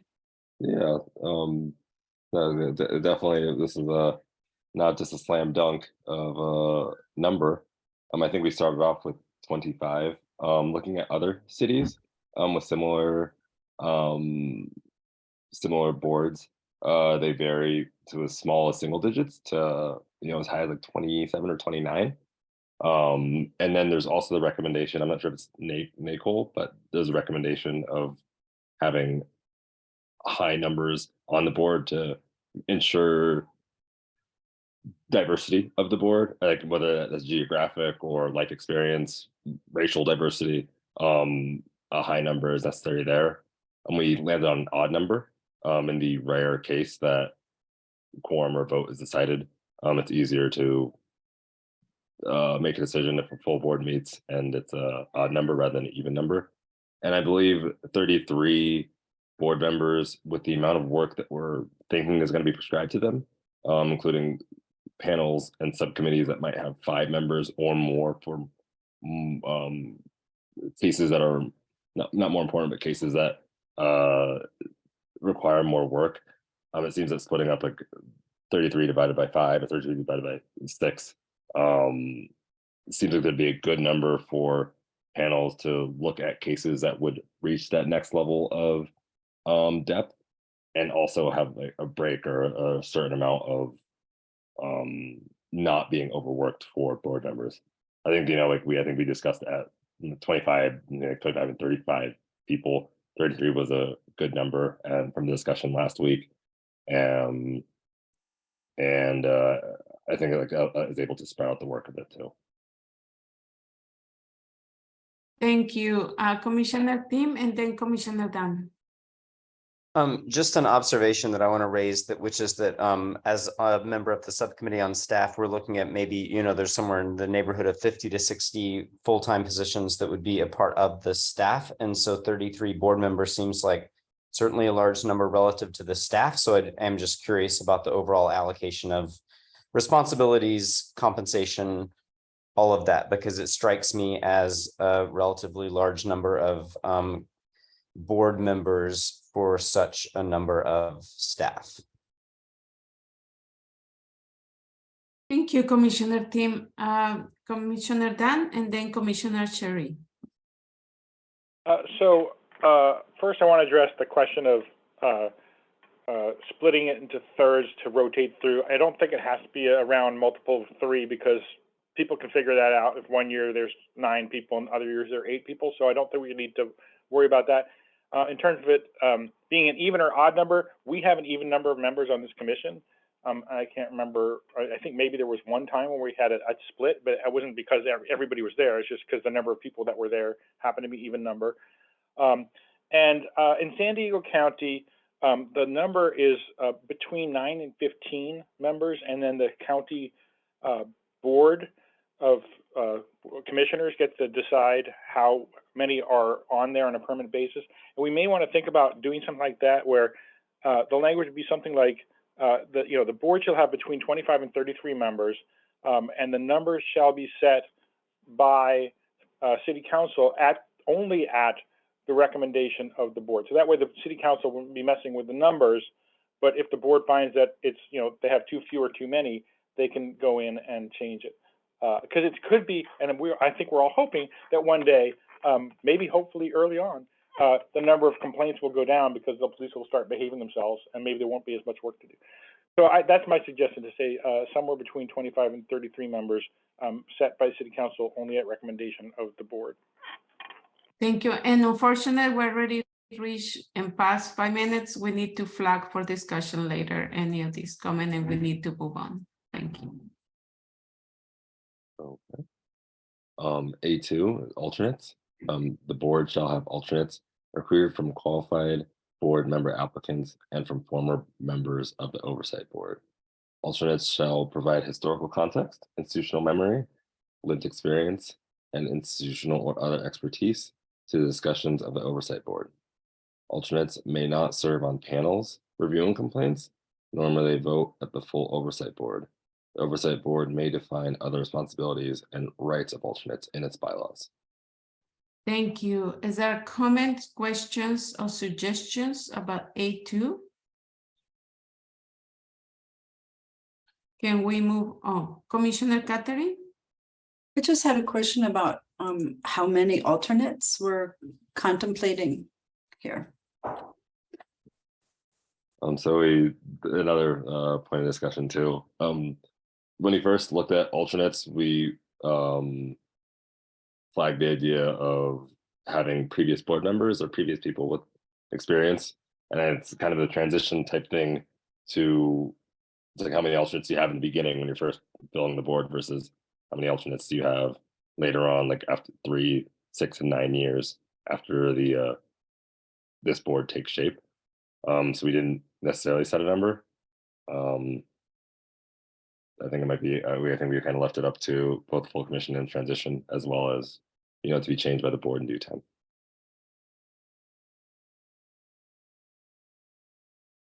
Commissioner Catherine, do you want to comment on the answer? Or do you have a I guess I just have that same impression that it gets a board that has 33 members plus alternates who are attending the regular meetings could get pretty big and unwieldy. And I mean, one way that organizations with large boards deal with that is by having a smaller kind of steering committee or executive committee that can meet and expeditiously decide policy issues. I don't think we're contemplating that here, but when I've seen boards that big, there's typically a way to deal with decision making through a smaller subset of the board, just so that it's functional. So I'll just make that comment. I don't have a suggestion here, but maybe that's just something we can consider as we go through the document. Thank you. Thank you. And I also want to notice that we are not talking about the number of board, because I didn't let commissioners to continue talking about that. We're talking about A2, but thank you. Thank you. Commissioner Dan? Oh, well, maybe I'm stepping outside of what you just said, but the question that come up is how many alternates should there be? So I think that the board shall have no less than 5 alternates should be language that's in there. So that way there can be more than that. But we know from our own experience that we've lost 9 people off of this, at least 9 people off of this commission in 16 months. So I think there should be no fewer than 5 people that are ready to step in right away at any given time. Thank you, Commissioner Dan. Is there any other suggestion or questions? Okay, I'm gonna ask the question then. Is there a strong opposition to changing from what it was to the proposed change? Is there general agreement to changing from what it was to the proposed change? Okay, thank you.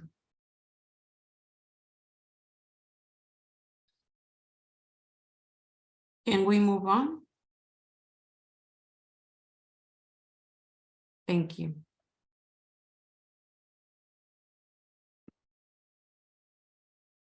A3, panels.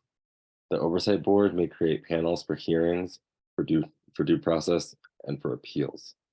Number 1, hearings panels. Panels shall be no smaller than 5 board members. In more serious cases, these panels may have more members than in other cases. For cases involving the use of deadly force, panels shall be no smaller than 10 members. And C, the panels shall be created to ensure diversity based on life, experience, race, gender, and other factors, including, if appropriate, whether members are nominated by different people or entities. Thank you. Is there questions, edits, or suggestions? Yes, Commissioner Ajin? Yeah, I was just wondering if we could insert ability maybe after gender. I just feel like it's important to name it.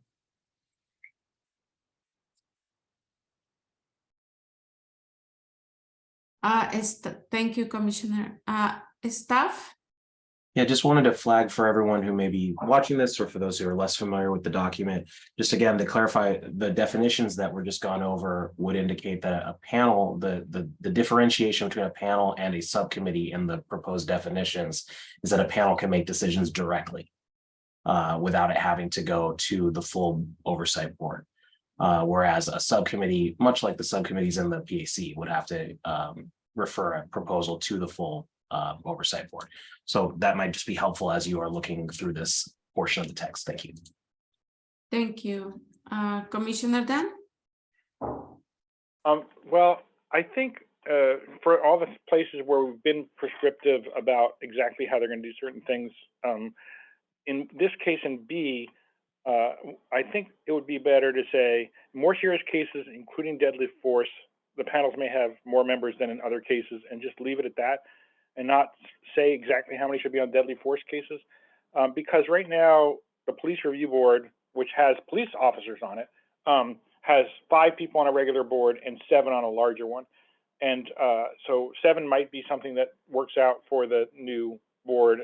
And we also now are suggesting 10 people on a board, on a subset of the board. That would leave an even number. So maybe we should just leave it more vague. That's my suggestion. Thank you, Commissioner Dan. Okay, is there any more suggestions or questions? Yes, Commissioner Tim? I'm sorry, but if I understand now reading correctly, 1A and B, a hearing panel could make a decision on an actual complaint involving deadly force with only 5 people on the panel. And they may have more members, but as I read it, there could be a deadly force incident and that only 5 out of the 33 or 25 or how many board members would actually be deciding the outcome. And that seems problematic to me for such a critical component of this. Thank you, Commissioner Tim. Commissioner Angie? I agree with Commissioner Tim, and I think that we should have some sort of language that in more serious cases, including deadly force, these panels may have no less than 7 members, maybe at least, because it worries me that we are letting them, or 5 members, just it seems too small for me. I know that it's hard to get people on these panels, but that bar is really low for me right now. Thank you. Commissioner Dan, do you have a suggestion? Can you? Staff already typed in. It was just to say shall have instead of may have. Okay. We will have to, I'm gonna ask the question on the whole B, and I'm gonna say, is there a strong opposition to include all these changes to section B on number 1 hearing panels? Is there a general agreement to changing from what it was to what is suggested now? Thank you.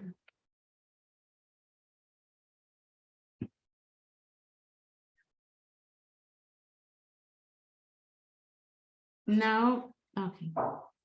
I'm gonna ask for C.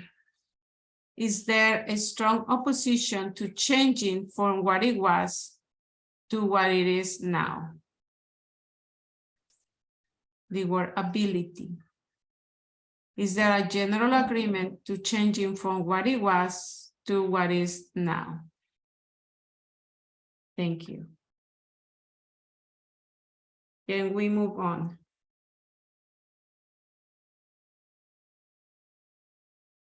Sure. Number 2, due process or Loudermill hearings. When discipline is imposed by the board, a panel made up of board members shall hold a separate due process or Loudermill hearing. This panel shall be no smaller than 5 board members. Thank you. And we're gonna do number 2, or I mean, I need to ask the co-chairs. Would you like number 2 and 3, and then we will need to go to the next item of the agenda, or can we just do number 2? It's A53. Let me ask the question about number 2 and see how it goes, and then we decide we do number 3. For number 2, due process, is there any suggestions or questions, comments, Commissioner Dan? Yeah, well, the due process hearing is a right that the police have, but it's not required to happen. So I think you should say, when discipline is imposed by the board and at the request of the involved officer, a panel made up, blah, blah, blah. Thank you. Is there any additional comments or suggestions? No. Is there a strong opposition to changing from what it was to the suggested? Or Commissioner Ajay, do you want to ask a question? Yeah, I was just gonna say, maybe having it at the end of the sentence instead. So like, when discipline is imposed by the board, a panel made up of board members, like maybe can hold a separate due process Loudermill hearing at the request of the involved officer. Or shall hold a separate hearing at the request of the involved officer.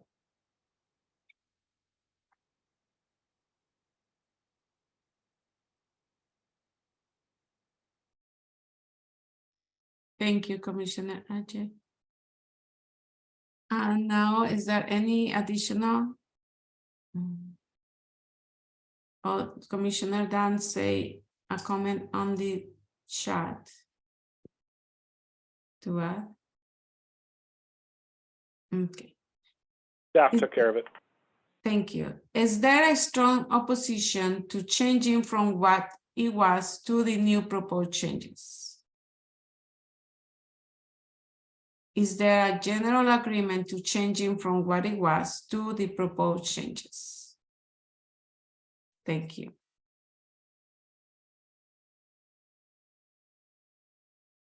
Then can we move on? And we will do 3 to see if we can finish 3. Okay, so I'll read this all in one go. 3, appeals panels. Appeals will be heard by a different panel of board members than heard the original complaint, except in cases in which the basis for the appeal is the discovery of new information. In either situation, this will be referred to as an appeals panel. If the basis for the appeal is the discovery of new information, members of the original hearings panel will form the appeals panel. If a member of the original panel is unavailable, a board member who is not part of the original hearing may be assigned to the hearing. B, if there is any other basis for the appeal, the Oversight Board shall create a new appeals panel consisting of at least 5 members. Thank you, Commissioner Obi. Is there any questions or edits or suggestions for appeals panels? Yes, Commissioner Angie? I just have a quick clarification.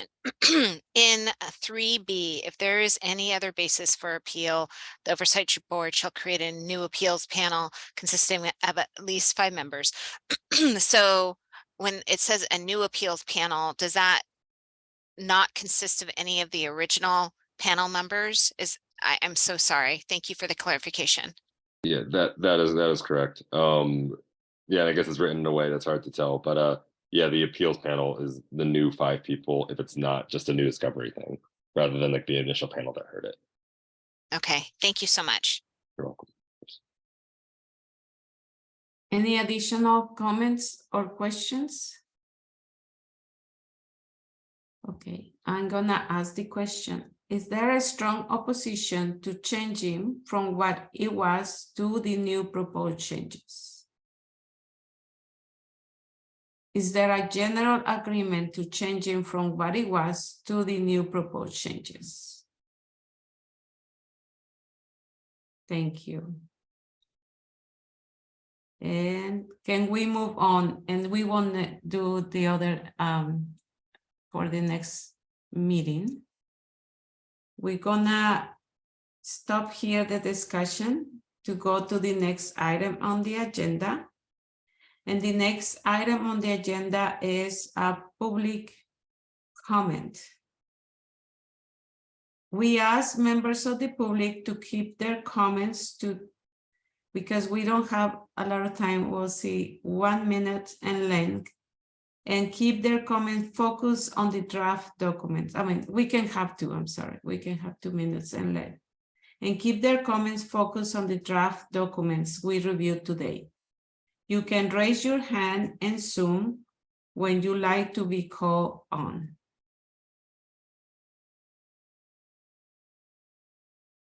Let's see. I don't see any members of the public that wants to make any comments. Okay, thank you. We can move to the next item in the agenda. And the next item on the agenda is, are we gonna, next steps, yes. For the next steps, I will pass it to the staff. Thank you. We have 4 things under next steps today, 2 of which are relatively quick and easy to get to. One of them is the proposed changes if received in advance to PAC values and goals. None were received in advance, so we'll move on. Second is proposed changes if received in advance to the community engagement framework. None were received in advance, so we can move on. The third thing is the phases of work transition task, the full commission co-chairs. So this is a reminder that if you are interested in being a full commission co-chair, that is coming up. The full commission will approve the full commission co-chairs on Monday, May 1st. So if you are interested in doing that, please reach out to staff. We'll send out an email to ask for folks who want to be a candidate, so that list can be collected and then recirculated to members in advance of the Monday meeting. And we'll have full commission co-chairs for the transition plan and broader system phase of work. If possible, we would also like on Monday to have a selection of 4 additional subcommittee co-chairs, 2 for the subcommittee on transition plan and 2 for the subcommittee on broader system. And so if there are candidates for that, then we will definitely try to get as many of those approved as possible to be able to get going, hit the ground running in the next phase of work. So as we move on in that, we haven't really sent out a formal request, so we will definitely send that out and ask for everyone who's interested to give their respond an email, and then based on where we're at, hopefully we'll have candidates on Monday. And I went through all this. There was one other thing. Oh, yeah, the last thing to mention is there was a obviously the commission today reviewed the document in full for oversight staff. There is a list of specific items that will be sent out as items that need to be resolved for that document before the document can be approved, because they're still pending. The subcommittee has, the full commission has partially gotten through the board membership document, so we'll have a partial list of that too. And on Monday, the full commission will go through the rest of the first pass of board membership. So please be prepared and have read that whole part and also be ready to discuss all the already flagged changes to the first portion of board membership and all of oversight staff. And then on Monday, the full commission will make a decision on those two documents. Following that, we'll go into the definitions document. So you may recall on Monday, the full commission approved one of the two definitions on independent judgment. There is a proposed definition for accountability based on member feedback. That draft definition has been revised and recirculated. Please read that over as well. So there are three documents that could all theoretically be approved on Monday. And then the full commission would do the phases of work transition tasks, and that'll end the phase of work. The last thing to mention for this is, and for the public, the Police Accountability Commission will be holding an executive session on Monday, May 1st from 6:30 to 7:15. So the public portion of the meeting will start at 7:15 p.m. On Monday. And the reason for that is that executive sessions can be used to evaluate personnel decisions and things like that. And the PAC is evaluating potential independent legal counsel candidates. So it'll be for members and staff only for the first 45 minutes. And then the full commission will start its public meeting at 7:15 p.m. And that's something that has been pre-cleared by the city attorney's office from a public meetings law perspective. Any questions on any of that? And yes, to Commissioner Dan's question in the chat about posting the definition of the two subcommittees, just give a moment there, please. Any other questions though? Okay, I'll pass it back over to facilitator Victoria. Thank you, staff. And the next item on the agenda is the garden plot. This is the time for facilitators, co-chairs, and staff to summarize any items already brought up today which didn't fit into today's agenda. We'll recap those items here and use them in developing future agendas. We won't be using this time to add new items not previously mentioned or to discuss any items, but we will use this list to develop future agendas so these items can be addressed. And I will pass it to facilitator Connie. Do you have anything for garden? No, I do not. Thank you. Thank you. For co-chairs? Nothing for me. Thank you. And for staff? There was one item flagged in the oversight staff document to circle back to that I'm trying to find right now. Apologies in advance there, but it was flagged and it has a note in the comments. So when we recirculate the document, it'll be on there. Apologies, it's not on the top of my head. It's okay, but I know you put it on the comments and it was on the chat. And I know because Commissioner Monica said, garden plot. Thank you. Okay, our next item in the agenda, I think that's all on the agenda. As a reminder, you can now submit advanced public comments to the Police Accountability Commission via web form, voicemail, or postal mail.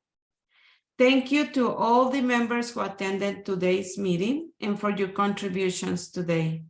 Thank you also to all the interpreters that were here with us. Finally, thank you to all the members of the community for attending and contributing with their questions.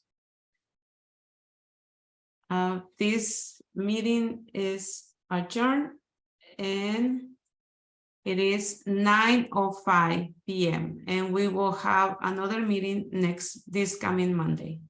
Thank you very much. Good night, everyone.